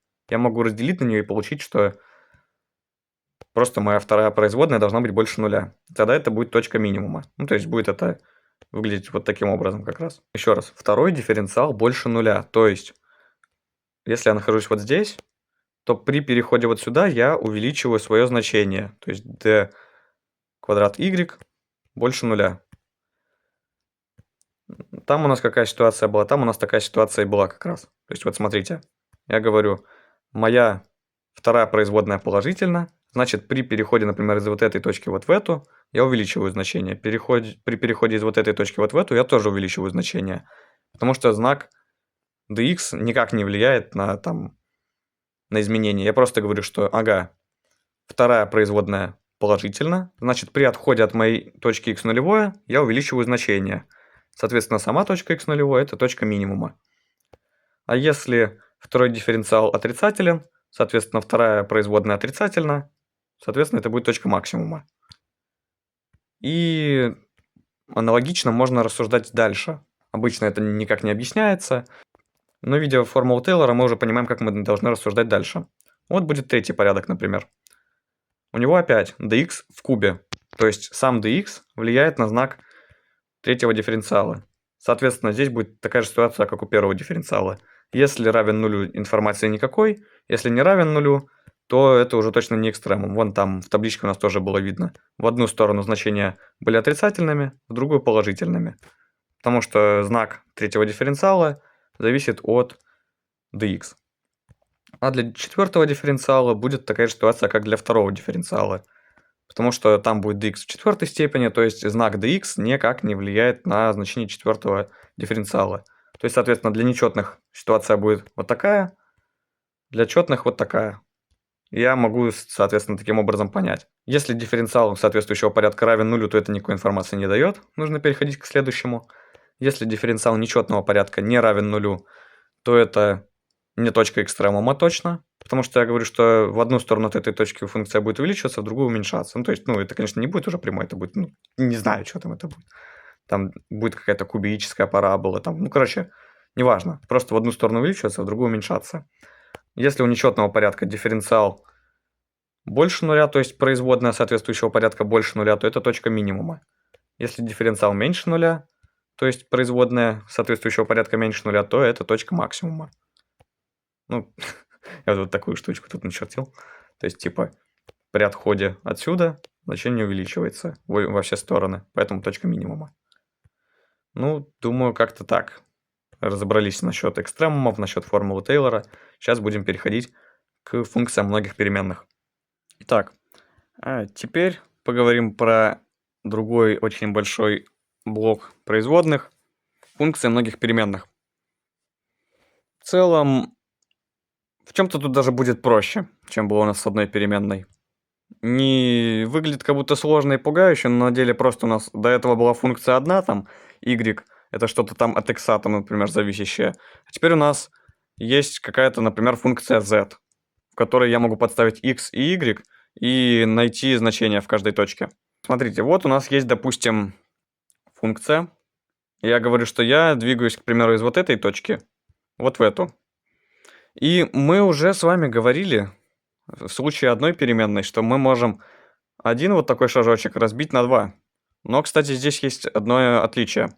В случае одной переменной у нас на самом деле действительно это был один шаг, то есть одновременно все происходило, а мы разбивали на 2 шага. Здесь же 2 шага делать вполне естественно. То есть, вот смотрите, есть у нас функция. Ну, кстати, это действительно вот табличка для вот этой функции построена. Изначально я находился в точке по x единичка, по y единичка. Я, ну, без разницы в какой очередности, но вот, допустим, я двигаюсь сначала по x. Я y зафиксировал на единичке и двигаюсь только по x. Соответственно, вклад мой будет dz по dx и умножить на dx. То есть производная умножить на шажочек dx. Обозначается вот такой закругленной буковкой d, ну, как минимум, чтобы отличать от полной производной. То есть вот полная производная была там, например, dz по dy, значит z только от y зависит и все. А здесь мы обозначаем вот такой закругленной буковкой d. Ну и, кстати говоря, само dz, когда оно полной буквой d, мы видим геометрически, что вот это действительно полное изменение. А когда мы видим вот такое dz, то без контекста, без вот этого вот, мы не понимаем, в каком именно направлении мы шли. Вот. Сначала мы продвинулись по x со скоростью dz по dx, которая называется частной производной, на шажочек dx. Потом мы аналогично продвинулись по y. Алгебраически, когда мы ищем частную производную, мы считаем все переменные, кроме данной, константами. То есть вот, к примеру, я ищу производная при движении по оси x. Я говорю, вот моя функция, я считаю x за переменную, а y считаю, ну вот, я как будто уже подставил. Я уже нахожусь в этой точке, я уже y подставил равно единице. Вот видите, буквально. Все, y у меня это уже единица, но я работаю в общем виде. Потому что я мог бы y не равный единице подставить. То есть вот здесь вот я показал, вот здесь я показал, что я уже подставил единицу. Вот я подставил единицу, ищу без проблем производную. Получается e в степени x минус 1 плюс 1 в квадрате умножить на x. Ну, производная от x единичка, от e в степени x минус 1 это e в степени x минус 1. Подставляю, получаю, что производная равна единичке. Ну и, кстати, вы действительно видите, что при смещении на 1/100 по x значение z тоже увеличивается на 1/100. То есть производная равна единице. Но в общем виде, когда я делаю, я считаю y просто как константу. Ну, то есть вот в данном случае у меня это единица. То есть я поставлю сюда 1 и получу аналогично то же самое, что у меня было написано там. Хотя, кстати, кажется, я где-то ошибся. Так, в общем, да, я исправил ошибки. На самом деле производная по x равна 2. Потому что производная от x это единичка. Вот. Соответственно, при движении по строке у меня увеличивается значение на 0,02. При значении по столбцу увеличивается на 1/100. И здесь есть точно такой же момент, как я говорил, с функцией одной переменной. У меня по факту происходит вот такой шажок, потом вот такой. Но я могу считать, будто эти 2 шага были сделаны из одной точки. Мы, кстати, потом, когда будем говорить про ускорение, мы будем говорить про разницу между вот таким шагом и вот таким шагом. Ну вот, когда мы говорим именно про первую производную, мы можем считать, что производная вот около точки по строке будет определенная. То есть вот здесь 2, как и здесь 2, так и там 2. И по столбцам будет своя производная. Здесь производная 1, здесь точно такая же, и здесь точно такая же. Ну, в общем, как производная по x, когда берется, мы считаем y константой. Ну, если бы было больше переменных, другие тоже считали бы константами, потому что мы их буквально зафиксировали и двигаемся только в одном направлении. И когда перейдем производную по y, тоже мы x считаем константой. То есть берем производную, получается производная экспонента это экспонента, умножаю на производную числителя. Я, кстати, тут опять ошибку допустил. Ну что ж такое? Ну ладно, ошибочка была только вот здесь. Потом, когда я уже вычислял производную, я там правильно все написал. Когда я уже вычислял производную конкретно в точке 1,1. То есть я подставил вместо x уже единичку здесь. и высчитывал частную производную относительно y. И получаем, что она равна единичке. Вот обозначается, опять же, как я говорил, частная производная с закругленной буковкой d, либо можно z' по y. Вот такой вот индекс маленький писать. Ну, соответственно, для x z' по x. Вот. В целом без разницы. Просто когда мы работаем с вот этим, мы как бы понимаем, что это с дифференциалами действительно мы работаем, что с какими-то превращениями. А это какая-то более краткая и удобная запись. Ну вот, опять же, переходим вот сюда. dz равно первый шажочек плюс второй шажочек. Вот я обозначил. Я мог бы тут загромоздить, но не стал. Первый шажочек вот такой зеленый. Плюс второй шажочек. То есть как бы он вот здесь сделан, но опять же я его перенес параллельным переносом туда. Первый шажок это, ну, вот этих обозначений, если что, их не существует. Это я просто обозначил так. Дифференциал функции при движении по x и дифференциал при движении по y. Соответственно, скорость, то есть производная z по x умножить на dx, плюс производная частная по y умножить на dy. Ну или вот как полноценную формулу выпишу. Можем посмотреть на примере, если мы идем из точки 1,1 в точку 1,01, 1,02, чему будет равно dz. Как мы говорили, частная производная по x в данном случае равна 2, по y единичке. Соответственно, мы делаем шажочек на 1/100 по x и на 2/100 по y. Смещаемся на 4/100. И именно это у нас вот и получилось, 4/100. Это легко очень обобщается.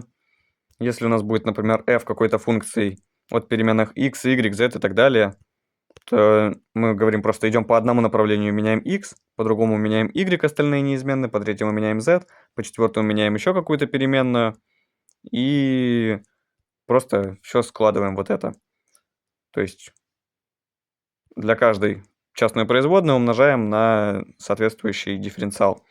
Кстати говоря, может возникнуть логичный вопрос, если внимательно посмотреть, и если мы как про движение по сетке говорили. Вот смотрите, мы как бы уже изначально видим по сетке dz, чему равен, видите, 2/100. То есть на самом деле я сразу вижу. Но для чего-то я его делю сначала на dx, на 1/100, чтобы узнать скорость. Потом снова умножаю на эту же 1/100.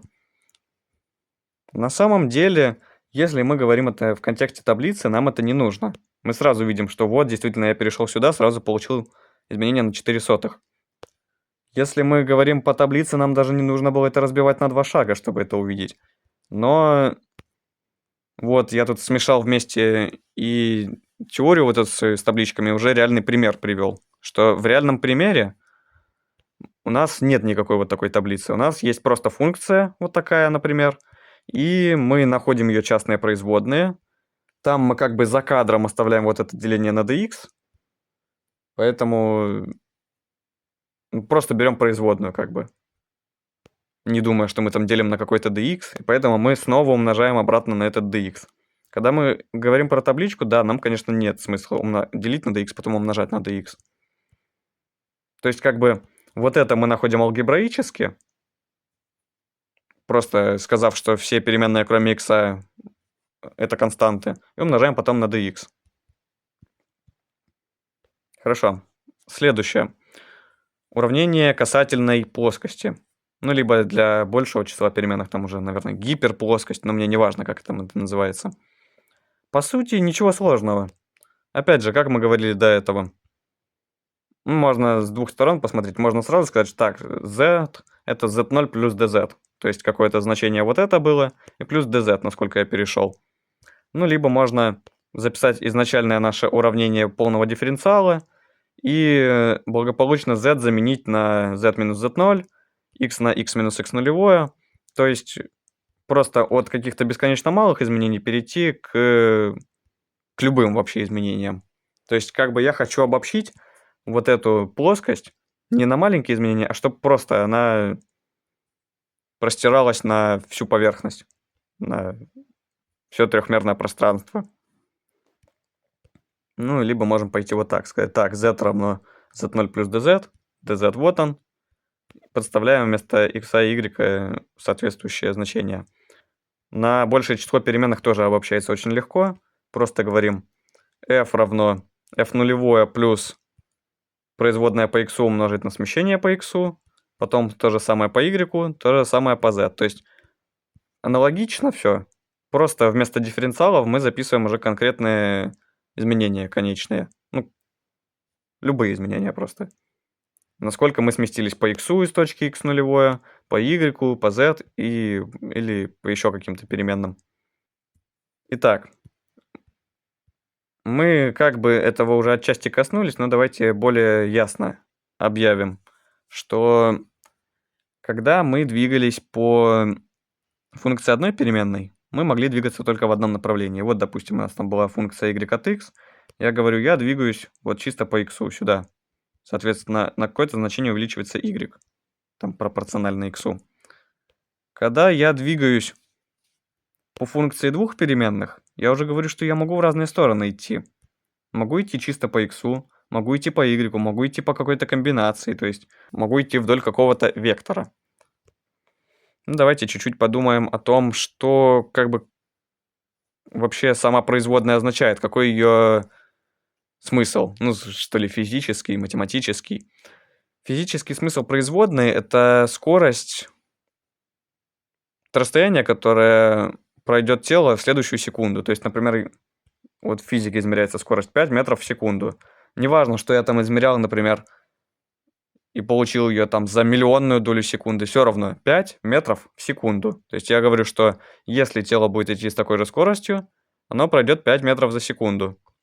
С производной я могу здесь говорить аналогично.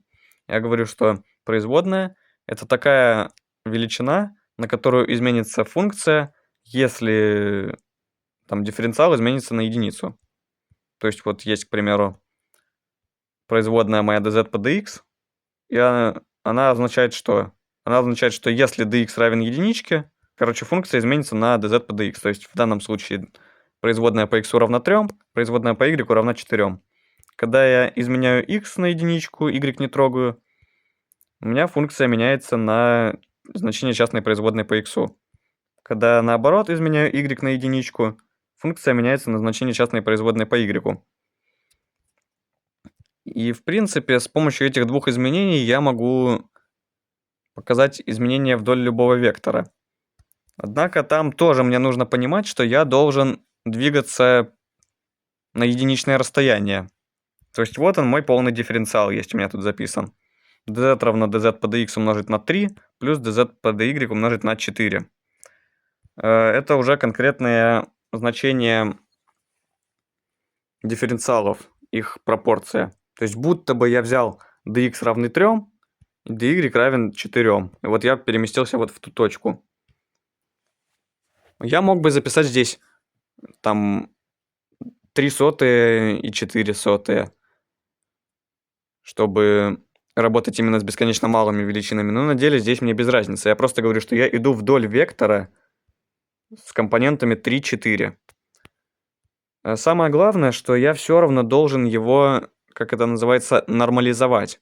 То есть я должен поделить на длину этого вектора. Вот у меня есть, к примеру, я прошел вдоль вектора 3, 4.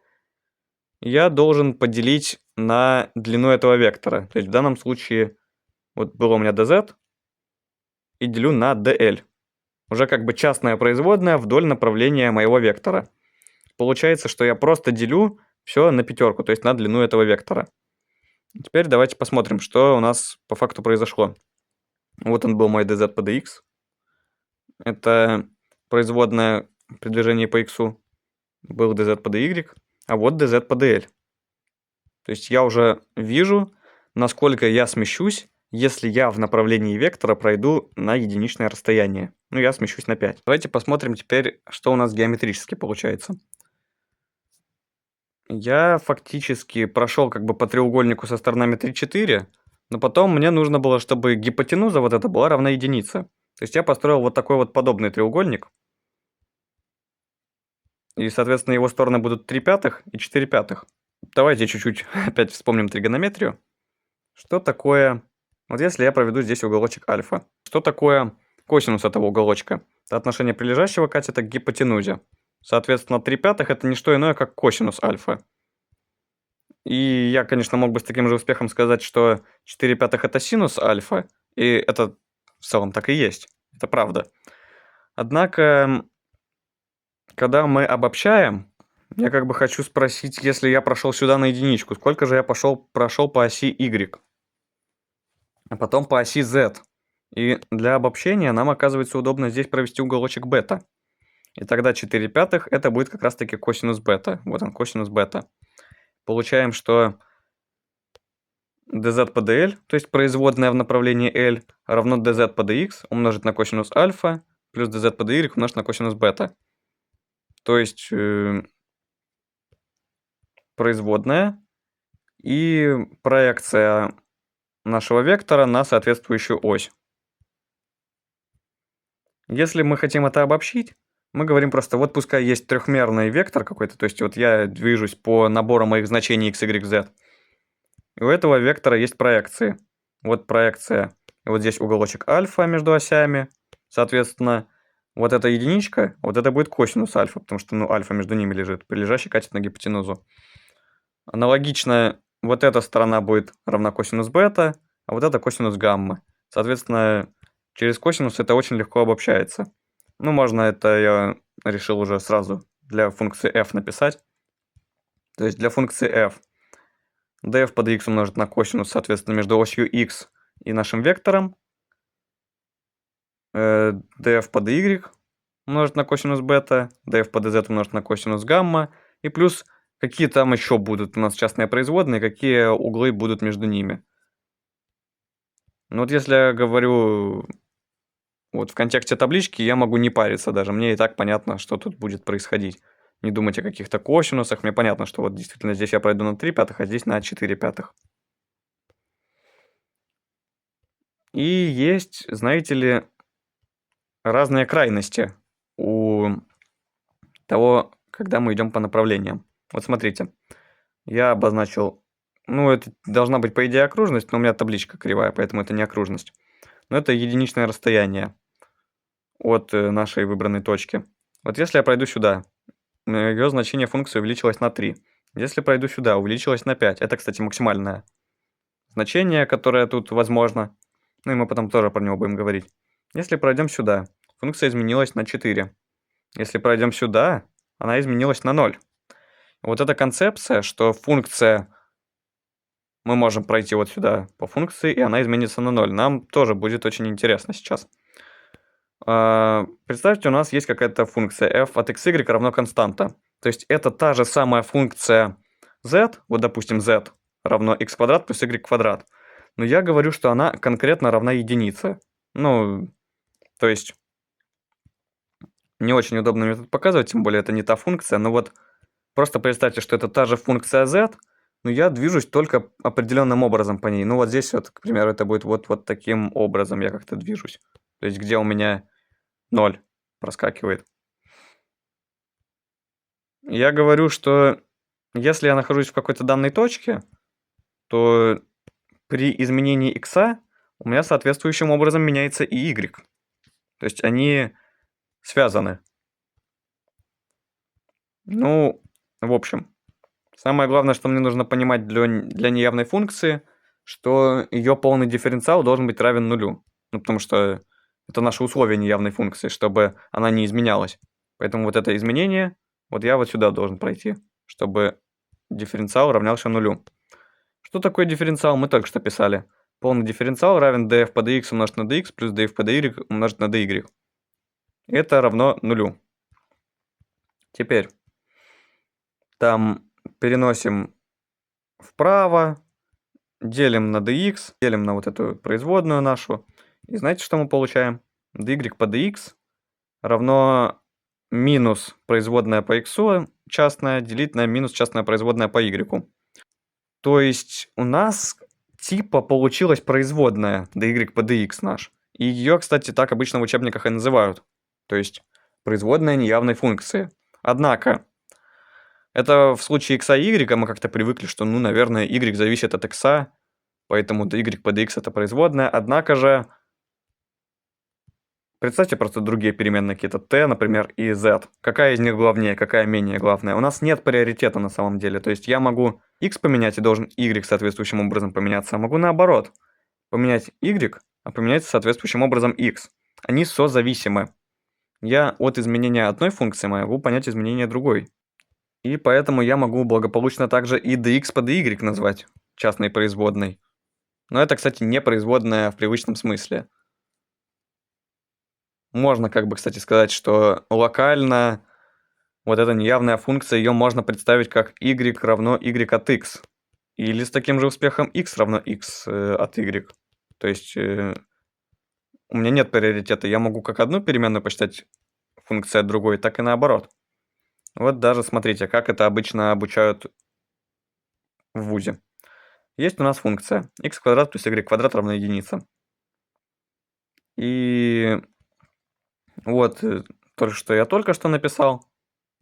Я нашел полный дифференциал, то есть производная функции относительно x, то есть будет 2x, а y это будет константа, если берем производную по x, умножаем на dx.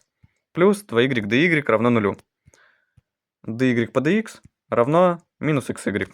Замечательно. Однако, если я возьму вот это выражение и поделю его на dx, я знаете, что получу? 2x плюс 2y умножить на dy по dx. Вам что-нибудь вот это напоминает? Это похоже на то, будто мы брали производную по x. Вот смотрите, вот есть у меня вся функция. Я беру производную 2x, потом нахожу производную от y, но считаю y функцией от x. Соответственно, будет 2y и умножить на y штрих. И то есть вот здесь это так и происходит. 2y и умножить на y штрих. То есть dy по dx как раз благополучно в этом же самом месте появляется, и это выглядит, как правило, сложной функции. Поэтому именно так это обычно и объясняют. Но с таким же успехом я мог поделить все уравнение на dy и считать уже x функцией от y. То есть здесь у меня тогда тоже по правилу сложной функции получается. От x в квадрате я ищу производную 2x и производная x по y, как от сложной функции. Ну, в общем, это просто, чтобы вы понимали, почему мы можем считать x и y сложными функциями друг от друга. Потому что они как бы созависимы, и потому что у нас как раз-таки здесь благополучно появляется вот такая зависимость, как у сложной функции. Если мы берем функцию нескольких переменных, например, 3, x квадрат плюс y квадрат плюс z квадрат равно единичке, я могу рассмотреть частную производную. То есть я опять же как будто считаю функции переменные функциями друг от друга, и я могу другие лишние переменные посчитать константами. То есть вот здесь, в данном случае, я говорю, например, y константа, я работаю просто в плоскости xz. То есть z поменялся на какое-то значение, значит x должен его компенсировать. И я считаю, вот, соответственно, производная по x умножить на dx, y и z относительно x это константы, и полная производная по z умножить на dz. Соответственно, частная производная функции dz по dx это минус f' по x делить на f' по z. То есть самое главное понимать, что здесь минус, и что переменные поменялись местами. То есть z там, а x там. А так, на деле, это очень легко обобщается на большее число переменных. Итак, только что мы рассмотрели одну крайность, когда дифференциал функции равен нулю. Давайте теперь рассмотрим другую крайность. По какому направлению нужно двигаться, чтобы производная была максимальной? Для начала давайте вспомним чуть-чуть, что такое скалярное произведение. Я бы, конечно, хотел бы объяснить, почему так работает, но давайте, ладно. Я оставлю ссылку на видео от Srible Brown. Он объяснял, почему для скалярного произведения верна и эта формула, и та. То есть у нас пускай два вектора. Вектор А с координатами АБ, вектор Б с координатами СД. Я могу записать его векторное произведение, скалярное произведение, как АС плюс БД. И могу его скалярное произведение записать как А умножить на Б умножить на косинус альфа. По сути, это просто проекция вектора А на вектор Б, а потом я увеличиваю вектор Б в значение раз, сколько вот эта проекция составляет. И получаю новый вектор. Соответственно, вот видите, буквально уголочек альфа. это а здесь, соответственно, будет косинус а. Умножаю на вектор b, на длину его. Соответственно, получаю длина а на длину b и на косинус угла между ними. И вот как думаете, когда скалярное произведение будет максимальным? Ну, соответственно, когда моя проекция не будет меньше, чем мой вектор. Когда векторы мои изначально будут сонаправлены. Ну вот, соответственно, если векторы сонаправлены, значит их векторное произведение максимально. То есть косинус угла между ними равен единице. Угол между ними равен нулю. Есть такой интересный момент. Наш дифференциал, оказывается, можно расписать как скалярное произведение двух векторов. Представьте, что мы взяли векторы. Один вектор с компонентами частных производных, другой вектор с компонентами дифференциалов. Когда мы раскрываем, получаем dz по dx умножить на dx плюс dz по dy умножить на dy. Это именно то, чем и является наш полный дифференциал. Соответственно, максимальное значение полного дифференциала будет, когда наши два вектора сонаправлены. То есть, когда dx и dy изменяются пропорционально частным производным. Вот в данном случае. Видите, у меня частная производная здесь равна 3, здесь частная производная по y равна 4. Соответственно, чтобы получить максимальный прирост, я должен по x пройти на 3 шага, по y на 4. Вот действительно, я прихожу в точку, где производная по направлению будет равна 5. То есть градиент – это вектор, который дает максимальный рост функции. То есть это то же самое движение по вектору, как у нас было и до этого, но только градиент – это просто вектор, который дает максимальный прирост. Для большего числа переменных логика аналогична. Тоже два вектора должны быть сонаправлены. Соответственно, dx, dy и там остальные дифференциалы должны меняться вдоль вектора частных производных. То есть df по dx, df по dy, df по dz и так далее. Это называется градиент f, либо обозначается таким вот перевернутым треугольничком. И этот треугольничек называется набла. Итак, вот у нас есть формула полного дифференциала. Я говорю, что мои дифференциалы изменяются пропорционально нашим производным. То есть я говорю, вот у нас, допустим, есть df.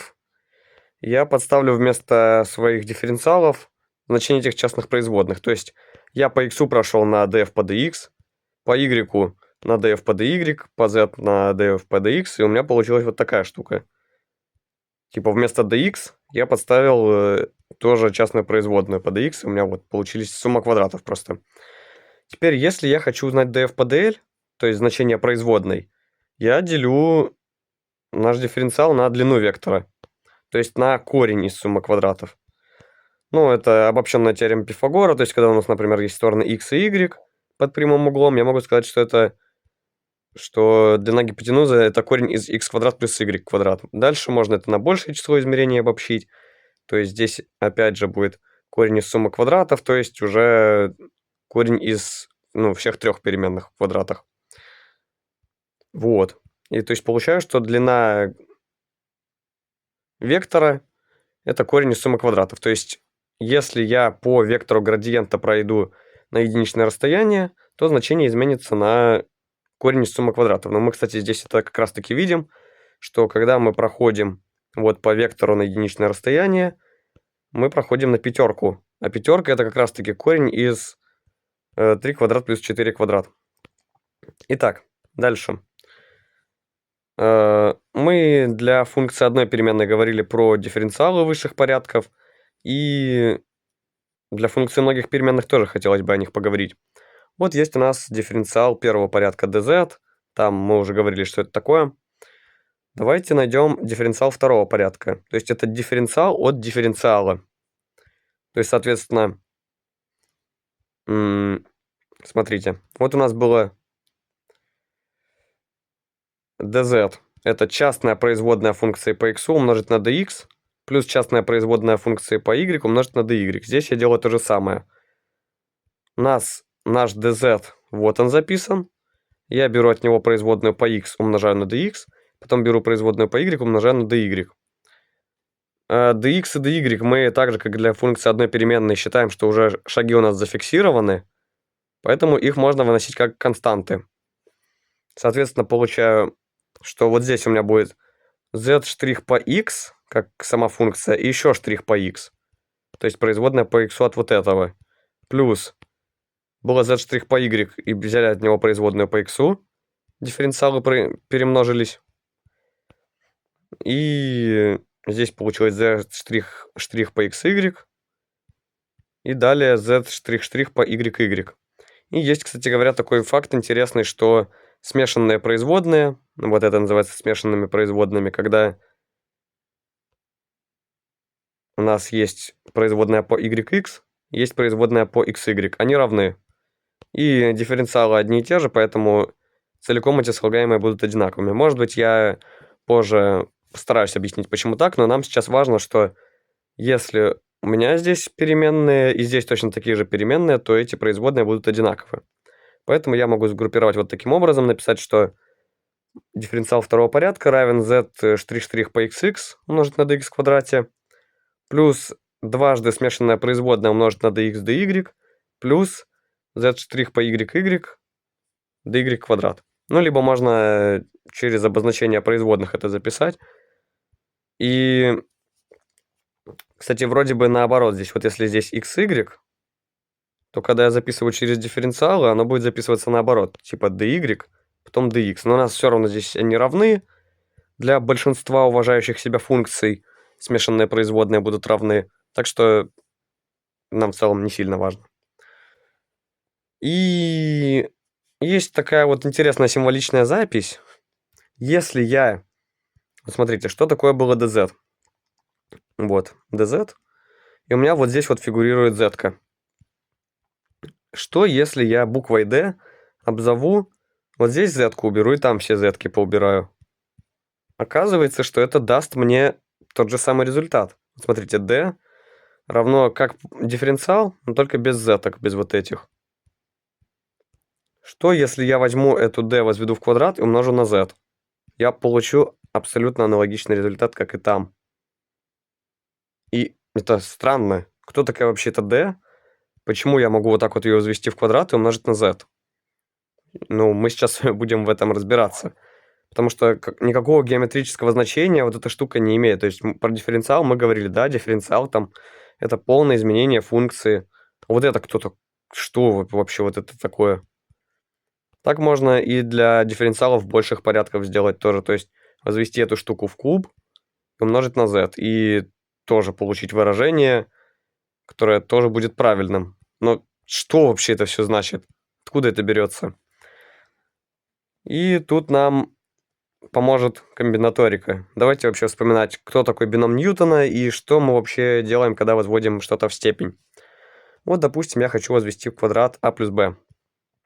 Я могу одну из скобок вынести за скобки, а вторую расписать по слагаемым. То есть вот а плюс b я вынес за скобки. Я умножил сначала а на эту скобку, потом b умножил на эту скобку. И знаете, что самое интересное, что вообще здесь происходит? У меня здесь есть все комбинации моих переменных, ну вот а и b. И я попарно их умножаю на все комбинации своих переменных. То есть умножаю сначала на а, потом на b. То есть в конечном результате у меня получаются все возможные пары из вот этих вот ашек и бшек. То есть вот тут у меня а в квадрате, то есть а на а, тут а на b, тут b на а, и тут b квадрат. В конечном результате я группирую, получаю а квадрат плюс 2ab плюс b квадрат. Если я 3 скобки буду перемножать, ну, что получилось от двух скобок, я уже увидел. У меня получились все пары возможные ашек и бшек. Если я умножу на третью скобку, у меня получатся все возможные тройки. Потому что я умножил а на все возможные пары, потом умножил b на все возможные пары. Соответственно, я получил все возможные уже тройки. Вот они, все возможные тройки, я их хочу сложить. Вот она есть моя тройка из 3 ашек, это а в кубе. Есть у меня трижды повторяется, где 2 ашки и 1 бшка. Вот я красненьким обозначил. Соответственно, получается 3а в квадрате b. И есть трижды повторяется, где 2 бшки и 1 ашка. и комбинация, где 3 бэшки. Вот, соответственно. Круто. Почему именно 3? Почему они повторяются тут трижды? Могу ли я как-то эти коэффициенты узнать? Оказывается, да. Давайте рассмотрим еще более такой сложный пример. Ну, я тут решил обозначить скобки разными цветами, чтобы я как-то их отличал друг от друга. Вот, допустим, у нас есть 4 скобки, а плюс b. Я их обозначил разными цветами, чтобы здесь я видел, из какой скобки я брал число. Я говорю, какое же число будет у меня стоять перед, например, а в квадрате, b в квадрате. Вот я выписал все возможные комбинации, их 24 штуки. Это комбинаторика. То есть как бы первую ашку я могу поставить из одной из 4 скобок. Потом вторую ашку. Одна скобка уже занята, значит, одну из 3 выбираю скобок. Потом одну из 2, потом одну из 1. Получается 4 факториал комбинаций. То есть 24 в общей сложности. Вот они, мои все 24 комбинации. Как и откуда я мог брать ашки и бэшки. Но вы видите, что я почему-то их сгруппировал в 6 групп по 4 штуки. Ну, как думаете, что вообще здесь происходит? Почему именно так я их сгруппировал? Если бы я говорил про какие-то предметы, ну, например, если бы мне был важен порядок, в котором я доставал бы их, то у меня действительно было бы 24 комбинации. Однако на самом деле у меня будет лишь 6 комбинаций, а вот это уже дубликаты, которые мне не нужны на самом-то деле. Смотрите почему. Вот у меня есть комбинация. 2 ашки из синей и зеленой скобки, светло-зеленой, и 2 бэшки из темно-зеленой и оранжевой. Вот эта комбинация отличается просто тем, что вот эти 2 бэшки были выбраны в обратном порядке. Но когда я расписываю вот так вот произведение скобок, я не интересуюсь, из какой скобки я первой бэшку взял, из какой второй. Меня интересует просто, что я взял и из той, все. Порядок меня никак не интересует, поэтому я говорю, что для меня вот эти 2 комбинации это одно и то же. Здесь я ашки поменял местами, то есть здесь сначала синяя шла, потом зеленая, здесь наоборот, сначала зеленая, потом синяя. Но для моей задачи с вот этим перемножением скобок мне не важно, какая из этих ашек была раньше взята, а какая позже. Ну, эта комбинация, что здесь произошло. Здесь по сравнению с первой и ашки в другом порядке, и бэшки в другом порядке взяты. Ну, ладно, откуда я узнал, что именно 4 комбинации таких повторяющихся будет? Все очень просто. Я говорю, что вот это называется числом сочетаний. Я говорю, что всего у меня было 4 элемента, 4 скобки. Я их мог переставить 4 факториал способами. Потом я говорю, что у меня было из них 2 ашки. Я 2 ашки между собой могу перетасовать 2 способами. То есть я либо синюю-зеленую, либо зеленую-синюю. 2 факториал способов. И бэшки. Я могу тоже переставить 2 факториал способов. Но так как я знаю, что их в общей сложности было 4, значит бэшек было 4 минус 2. Ну, и это, кстати, будет 6. Ну, и вот она формула самих сочетаний. То есть я беру сначала, говорю, ага, я могу переставить n предметов, n факториал способов. При этом у меня будут, ну, какие-то, вот, к примеру, ашки. Будет k штук. Я могу их k факториал способами переставить, и от этого ничего не изменится. И могу бэшки переставить n минус k факториал способами. Тоже от этого ничего не изменится. Вот, к примеру, есть у меня 2 зеленых шарика, светло-зеленых, и 3 темно-зеленых. Я могу их взять 5 факториал, делить на 2 факториал и умножить на 3 факториал способами. И это очень легко обобщается на большее число разных предметов.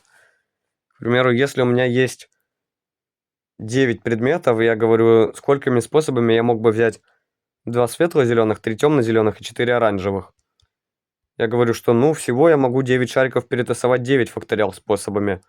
Однако среди них будет 2 светло-зеленых, ну и мне без разницы, кто из них кто, они для меня одинаковые объекты. Поэтому я делю на этот 2 факториал. 3 темно-зеленых поэтому делю еще на 3 факториал. И 4 оранжевых, поэтому тоже делю на 4 факториал. И чтобы вы понимали, в дифференциалах наших идея абсолютно аналогичная. То есть, если у меня есть функция f там, от переменных x, y, z, например, и я хочу найти дифференциал 9 порядка, какое мое число будет перед f штрих? Я не знаю, как это прочитать, но, короче, чтобы у меня было 2 x, 3 y и 4 z. Абсолютно аналогичное число будет. То есть я говорю, что у меня смешанные производные равны. Я говорю, что хорошо, я могу сюда 9 чисел различных поставить. Их можно выбрать 9 факториал способами. При этом будет 2 x фигурировать. Их я могу перетасовать, и от этого ничего не изменится. Ну, в смысле, даже не то, что ничего не изменится, а для меня они будут одной комбинацией. Из скобок я достаю, у меня не существует 2 разных комбинации, где там я сказал бы, что сначала из одной скобки, потом из другой. Я просто говорил, что я взял из них обеих скобок, и все. Точно такая же ситуация с y, точно такая же ситуация с z-ками. И как бы поэтому что мы получаем? Вот почему вот такая запись вообще имеет смысл. Во-первых, автоматически подбираются коэффициенты. То есть получаю точно такие же коэффициенты, как перед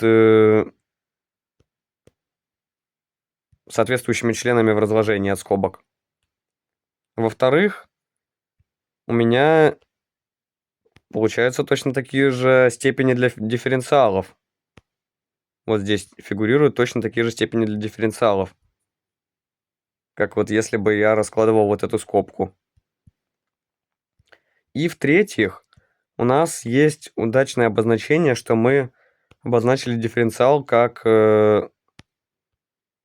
вот таким образом. d куб z. То есть, когда я как бы вот это возвожу в скобку и умножаю на z, я получаю, что это дифференциал 3-го порядка. И вот поэтому у меня вот здесь фигурирует дифференциал 3-го порядка по z. Ну и как бы все. Вот эти все факторы сложились, и поэтому вот такая запись, она очень удобна, очень компактна и имеет место быть. Ну и хотелось бы чуть-чуть поговорить про формулу Тейлора, но на деле она точно так же себя ведет, как и для функции одной переменной. Я уже достаточное вам определение дал, что я просто беру дифференциалы соответствующего порядка и делю на факториалы соответствующих чисел.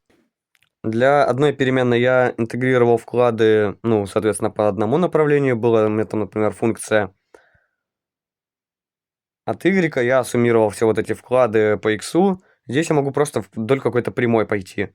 То есть мне тут не очень удобно, конечно, у меня тут нет подходящих графиков.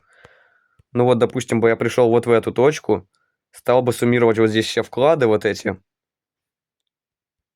И сказал бы, что да, они там действительно равны там следующему дифференциалу, деленному на соответствующий факториал. Если бы я пошел в другое место, было бы все аналогично. Мне без разницы, в какую сторону я бы шел, поэтому в общем случае эта формула работает точно так же. Все равно я могу представить, что здесь были бы какие-то у меня вклады, там сколько-нибудь 0,1, 0,2, как-то они фигурировали бы, я их бы всех сложил, то есть проинтегрировал, получил бы дифференциал следующего порядка, деленный на соответствующий факториал. Вот в каком бы направлении ни пошел, это все будет работать точно так же. То есть вот эта формула верна как и для одного порядка, так и для многих порядков. И теперь хотелось бы поговорить про экстремумы функций многих переменных. Идеи здесь преследуются в целом похожие. Вот смотрите.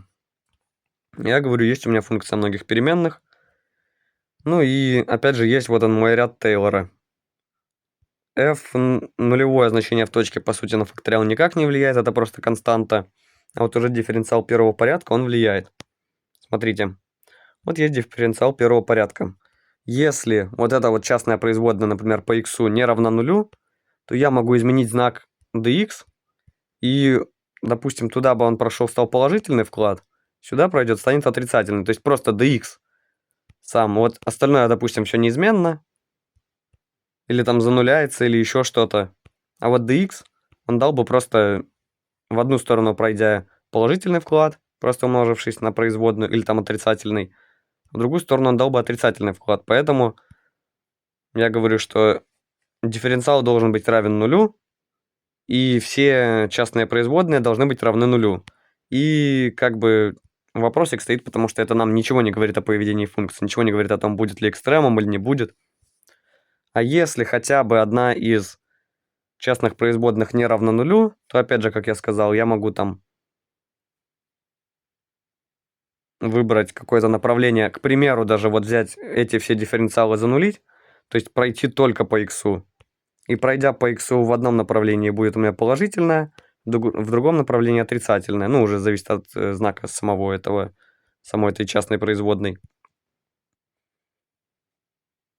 Хорошо. Что со вторым порядком? Ну, здесь тоже ситуация аналогичная. Дифференциал второго порядка, он выглядит вот таким образом. Всякие вот эти попарные комбинации будут.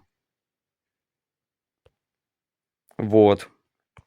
И я должен, опять же, как-то проанализировать, равен ли он нулю, либо он там меньше нуля, либо больше нуля, либо что с ним вообще происходит. Но интересный вопрос, а как я вообще должен анализировать знак? Вот в чем проблема? Когда мы говорили про первый порядок, мы говорили, что, ну вот, допустим, у нас вот такая штука была.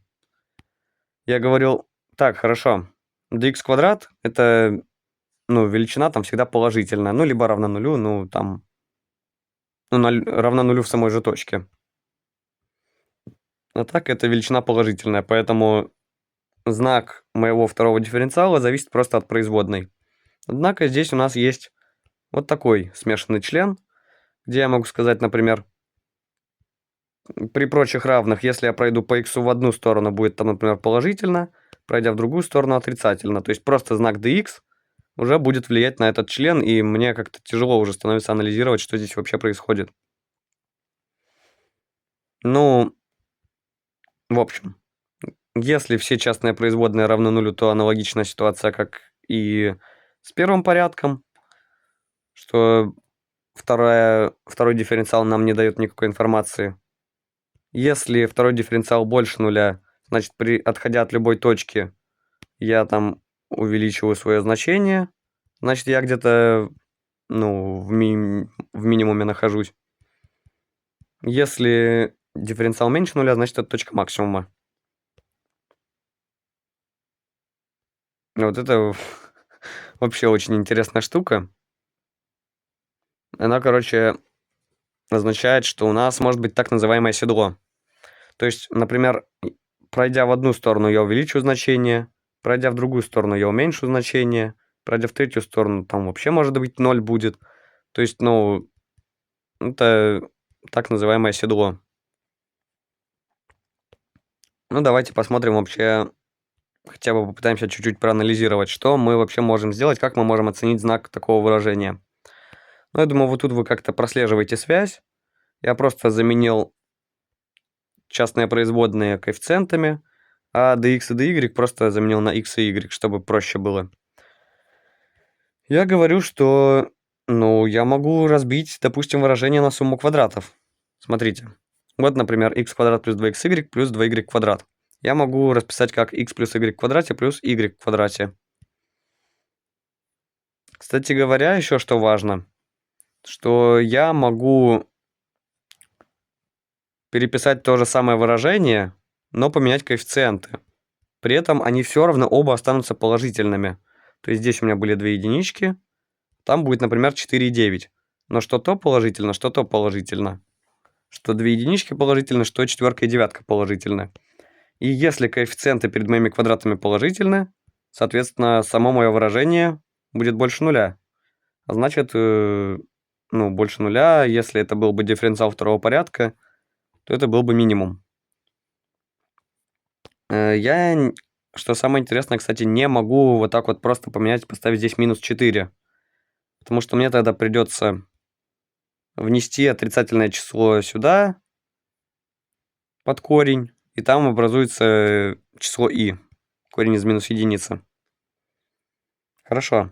Если у меня в разложении на квадраты коэффициенты перед квадратами отрицательные, то мое выражение будет меньше нуля.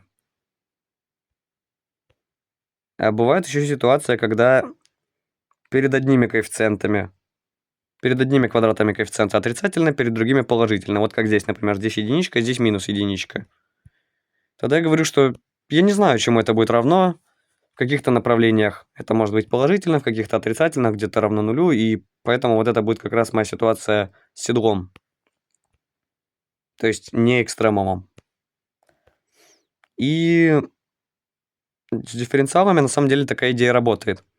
Вообще, по сути, есть очень много способов, бесконечно много, как можно дифференциал второго порядка разложить вот так на сумму квадратов и проанализировать знак. Ну, давайте расскажу про парочку, но это вот так вот я просто написал, что он существует. Существует способ разложить, например, с помощью собственных значений. Кто линейную алгебру изучал, там, скорее всего, знаете собственные значения. И вот, если я найду буквально собственное значение матрицы, вот, допустим, я беру вот такую матрицу, где у меня перебираются сначала иксы, потом y вот так вот перебираются, потом z-ки, и здесь по порядку x, y, z. Вот если я составлю вот такую матрицу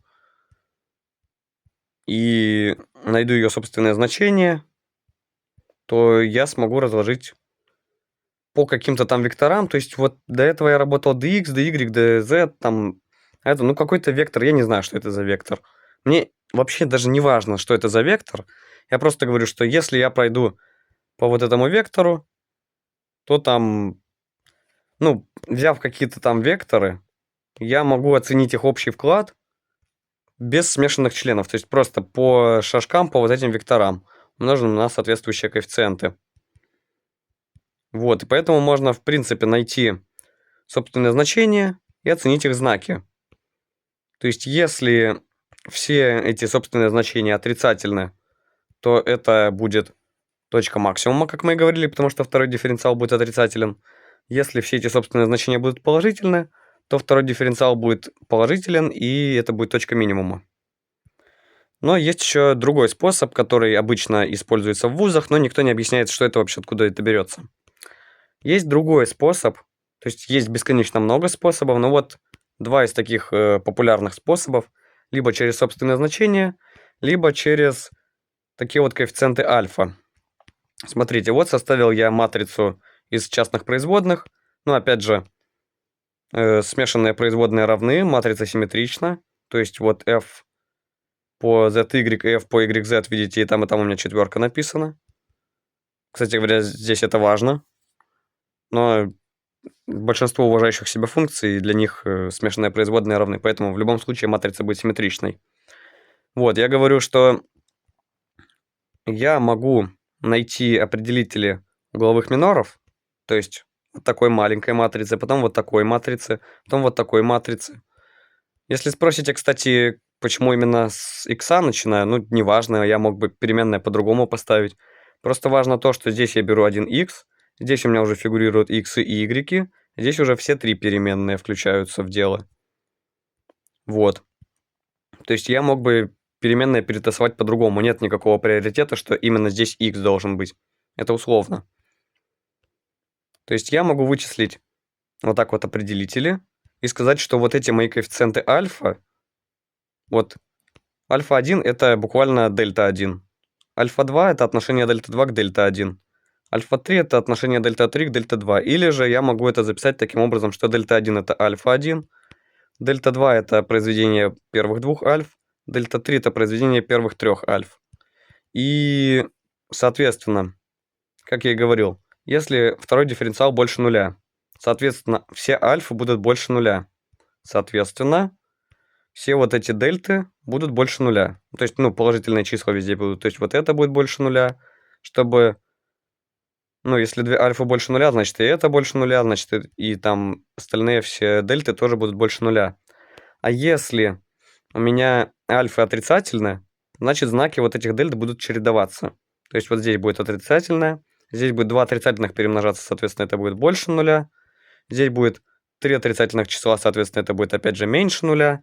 И то есть вот такое вот знакочередование будет. То есть Если дифференциал второй меньше нуля, значит альфа меньше нуля. Это точка максимума. Соответственно, нечетные дельты будут меньше нуля, а четные больше нуля. Ну и с третьим порядком все аналогично, как мы работали насчет первого порядка. То есть проще, чем со вторым. Логика такая, что дифференциал третьего порядка должен быть равен нулю, чтобы не оказывать там никакой лишний вклад. Если хоть один из членов... Смотрите. Вот я возьму любой из членов. Вот, например, там x, y, y. И он всегда содержит хотя бы одну переменную в нечетной степени. То есть, изменив направление по этой переменной, я изменяю знак. Вот почему мне важно, чтобы все переменные, все частные производные прям были равны нулю.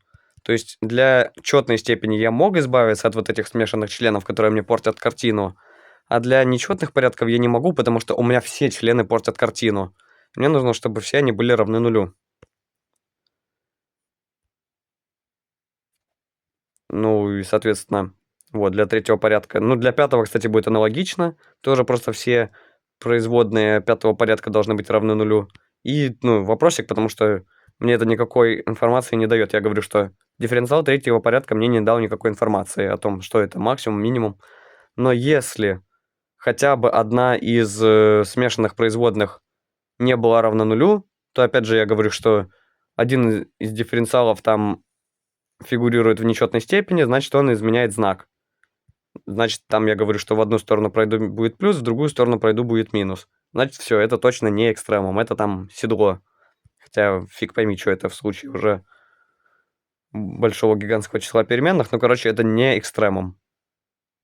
Для четвертого порядка логика будет похожая, как для второго порядка. То есть мне тоже надо бы представить все в виде квадратов. Но там это уже будет очень громоздко и очень сложно, поэтому я этого даже касаться не буду. Но идея такая, что мне нужно, опять же, представить в виде суммы квадратов. Итак, есть еще такая задачка во всей этой теме производных.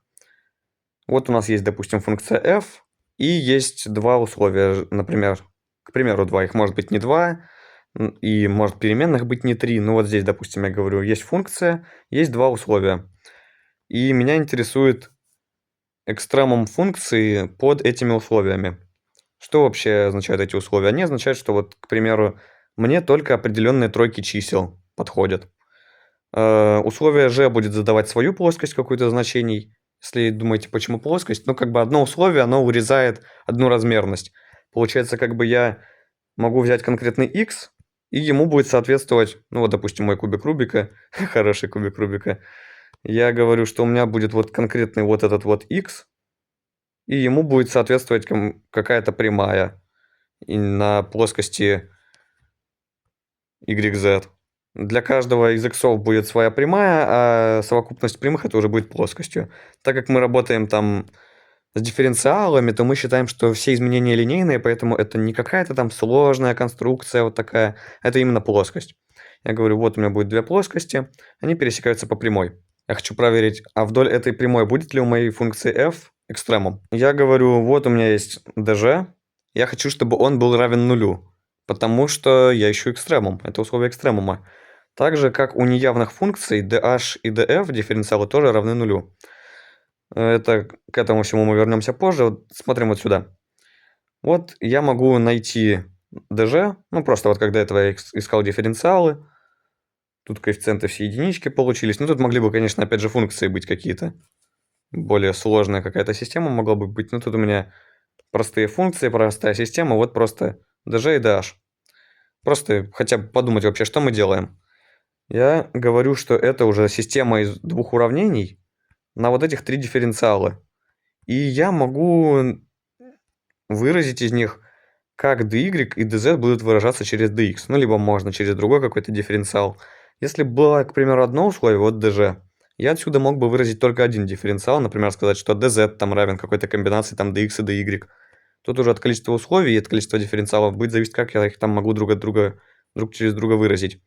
Здесь я четко выяснил, что y должен изменяться так же, как x, а z, ну, в минус 2 раза больше должен изменяться. Потом я говорю, Хорошо, я знаю, по какой прямой должно идти. То есть вектор у меня есть конкретный, что вектор такой вот dx, там dx и там минус 2dx. И я, соответственно, с этим работаю уже, как до этого работал с производной по направлению. Я говорю, хорошо, есть у меня производная по x умножить на величину там моего направления, ну тут dy, dz. Потом я могу просто подставить, просто-напросто. Вот вместо dy подставляю там вот этот dx, вместо dz подставляю минус 2dx, и получаю уже вот такое вот условие, которое зависит только от одного дифференциала, ну в данном случае, потому что я все смог через один выразить. В другом случае это могло бы выражаться там через два дифференциала, там dx плюс там что-то еще dy было бы. Но когда там условий на одно меньше, чем переменных, тогда получается, что все удачно выражается через один дифференциал. И у меня получается, чтобы df был равен нулю, вот это все выражение должно быть равно нулю, то есть скобка должна быть равна нулю. И у меня получается вот такая системка. g равно нулю, h равно нулю и вот эта вот штука. Ну, g и h я там до этого записывал функции, мне просто было лень их переписывать. Вот они, эти функции.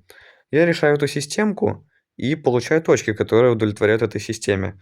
В данном случае это будет вот такая вот точка, где x, y и z равны по 1/3. И как бы роль первого дифференциала на этом выполнена. Все, я нашел потенциальные точки экстремумов, в которых дифференциал первого порядка равен нулю. Потом я могу уже это использовать для дифференциала второго порядка. Я там вычисляю дифференциал второго порядка, но здесь удачно получилось, что здесь нет никаких функций там от x, y, z, и что нет никаких смешанных членов. Так бы, если бы они были, я бы вместо x, y и z просто подставил бы уже вот эти 1/3, то есть, ну, точки. Я уже в точке ищу, поэтому я мог бы не возиться с функциями, а подставить просто значение в конкретной точке. И вместо дифференциалов там dy, dz я подставляю вот те же самые условия направлений, которые были до этого. И получаю выражение для второго дифференциала. В данном случае это 12 dx, то есть получаю, что второй дифференциал больше нуля, соответственно, это точка минимума. Ну, могу написать там минимум. Это как бы такой вот, как я это назвал, ручной подход. С нейросетью мы там обсуждали. Вот у нас это называлось ручной подход, когда я буквально выражаю дифференциалы из условий и подставляю в дифференциал функции. В ВУЗе это делается чуть-чуть иначе. Вот смотрите. Опять же, мы говорили, что у нас есть три дифференциала, равных нулю, ну в данном случае. То есть есть dg и есть дифференциалы условий, и они все должны быть равны нулю, чтобы был экстремум. Хорошо. Я говорю, есть какой-то вектор, пускай это там вектор ABC. Вот он, вектор ABC идет. И вдоль этого вектора дифференциал равен нулю. Ну, я говорю, опять же, производная по направлению, как мы искали, соответствующую производную умножаем на шажочек, пройденный в этом направлении. И это все должно быть равно нулю. Аналогично для функции h и аналогично для функции f происходит. А мы говорили, что дифференциал вот это выглядит просто как скалярное произведение векторов. А скалярное произведение это что такое? Это проекция вектора и умножить на длину вектора, там, на который он упал. Соответственно, проекция равна нулю. Все, значит, векторы перпендикулярны. Я говорю, ну, получается, что градиент функции g, то есть вектор его производных, перпендикулярен вектору там этому ABC. Для градиент функции h также перпендикулярен, и градиент функции f точно также перпендикулярен. То есть я получаю, есть у меня вектор, допустим, ABC, и у меня есть три вектора, которые ему перпендикулярны. А в трехмерном пространстве все векторы, которые перпендикулярны данному, лежат в одной плоскости. Соответственно, я получаю, что там градиент f можно выразить как линейную комбинацию градиентов g и градиента h. И вот, соответственно, составляется функция Лагранжа специальная, которая, ну, по сути, вот через дифференциал вот это и записывает. То есть, если я возьму производную от функции вот этой Лагранжа, я получаю, что dl это df плюс линейная комбинация этих моих функций. Я, кстати, признаю, что, скорее всего, я сделал не объяснивший вот этот переход от вот этого к уже вот этим дифференциалам. Смотрите, вот чуть-чуть алгебраические выкладки. Вот здесь мы с векторами работали. Так, вот это. То есть это можно переписать вот таким образом.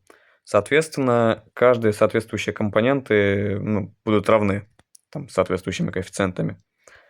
Я могу, опять же, вот расписать то выражение для df и подставить вместо каждой соответствующей частной производной вот эти выражения. Вот подставляю. Если раскрыть скобки и сгруппировать, я просто получаю, что df равно лямбда 1 dg плюс лямбда 2 dh. По сути, я мог сказать, что у меня было вот записано просто df равно там лямбда 1 dg плюс лямбда 2 dh. Потом я просто df переношу на их же сторону, там через знак равенства переношу, и обзываю это все функцией dl. Вот все, что здесь произошло. Я говорю, ну там, что мне нужно? Мне нужно, чтобы df было равно нулю, dh равно нулю и dg там равно нулю. Соответственно, dl тоже сам по себе должен быть равен нулю.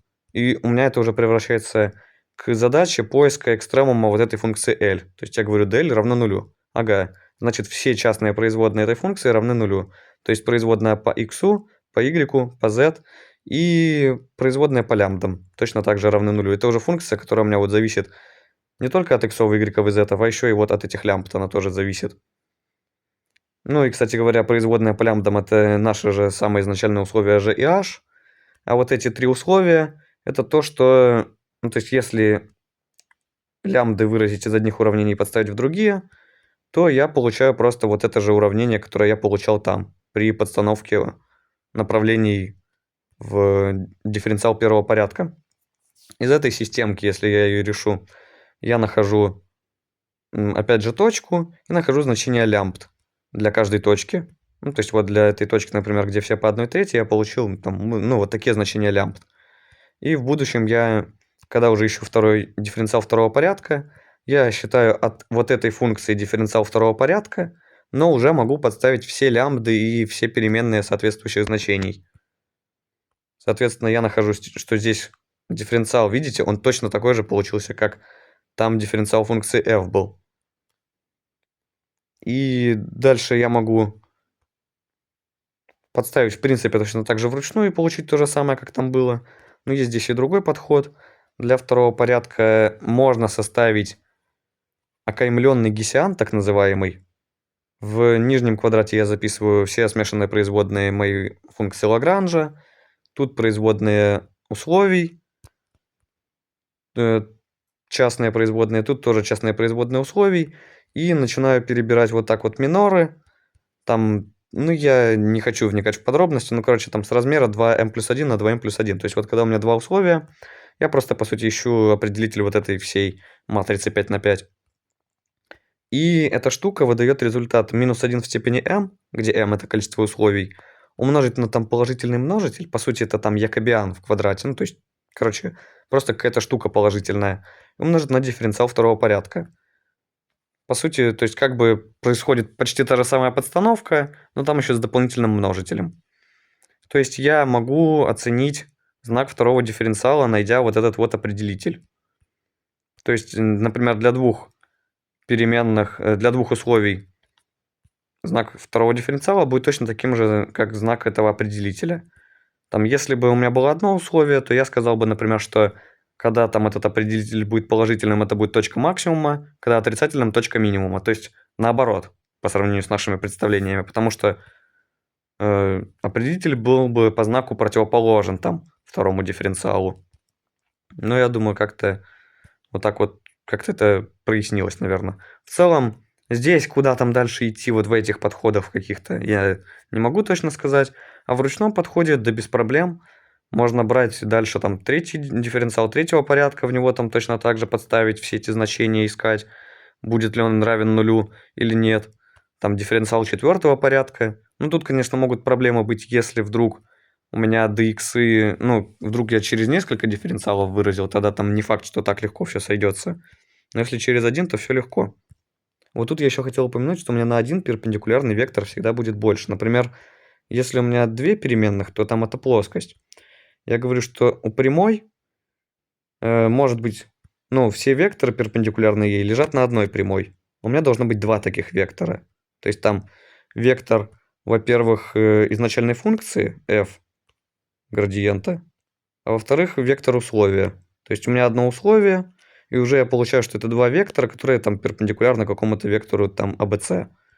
Там в четырехмерном пространстве. Вот всегда будет там, ну вот четырехмерное пространство будет, к примеру, там какой-нибудь кубик, то есть всего лишь одно условие какое-то. Я говорю, что ему там, может быть, все векторы перпендикулярные ему лежат на одной прямой, но у меня две таких прямых должны быть, соответственно, они сонаправлены. Ну и, кстати говоря, да, для случая, когда есть лишь одно условие, у меня это даже все красивее выглядит, и получаю, что я просто градиент f перпендикулярен градиенту функции g. Но я думаю, как-то мы это уяснили. То есть, по сути, что все производные пропорциональны друг другу с одним и тем же коэффициентом. Это можно представить таким образом, там вдруг, например, градиент f это 2dx там плюс 3dy, а градиент g это там, ну, к примеру, 4dx плюс 6dy. То есть в 2 раза больше. Ну и, соответственно, я как бы уравнение умножил на 2, что это равно нулю, что это будет равно нулю. Просто вот два пропорциональных уравнения. И оба равны нулю. Вот. И хотелось бы вкратце упомянуть такую тему, как глобальный экстремум. В данном случае я говорил, что у меня есть какая-то кривая, или там несколько кривых, несколько условий, по которым я ищу экстремумы. А может быть, к примеру, ну вот, у меня есть поверхность. Есть у меня там, например, круг, и я внутри круга буду искать, где у меня точки экстремума. Что я тогда делаю? Во-первых, я ищу как там обычный экстремум, то есть нахожу там в точке, в которых первый дифференциал равен нулю. Во-вторых, я проверяю контур, само условие вот это, уже, ну, по вот этому всему. По условию, что градиент функции равен линейной комбинации градиентов условий. Ну, потому что мало ли, вдруг там вообще никаких экстремумов-то даже и не было. Например, там был бы экстремум, ну, если представить, что там это плоскость. Но мы же работаем только внутри этого контура. Соответственно, ну, вдруг на контуре на самом, ну, вот тут вот возвышение какое-то было. Я же должен учесть, что здесь реально будет там самое высокое значение. Потом я просто втупую сравниваю все значения, которые я получил. То есть какие-то, может, внутри функции были экстремумы, и какие экстремумы получились на границе. И если вдруг на границе где-то производные не существуют, те точки нужно тоже проверить отдельно. И там даже нет необходимости переходить ко второму дифференциалу. Можно просто найти все точки, где первый дифференциал равен нулю, и все. И их уже сравнить между собой.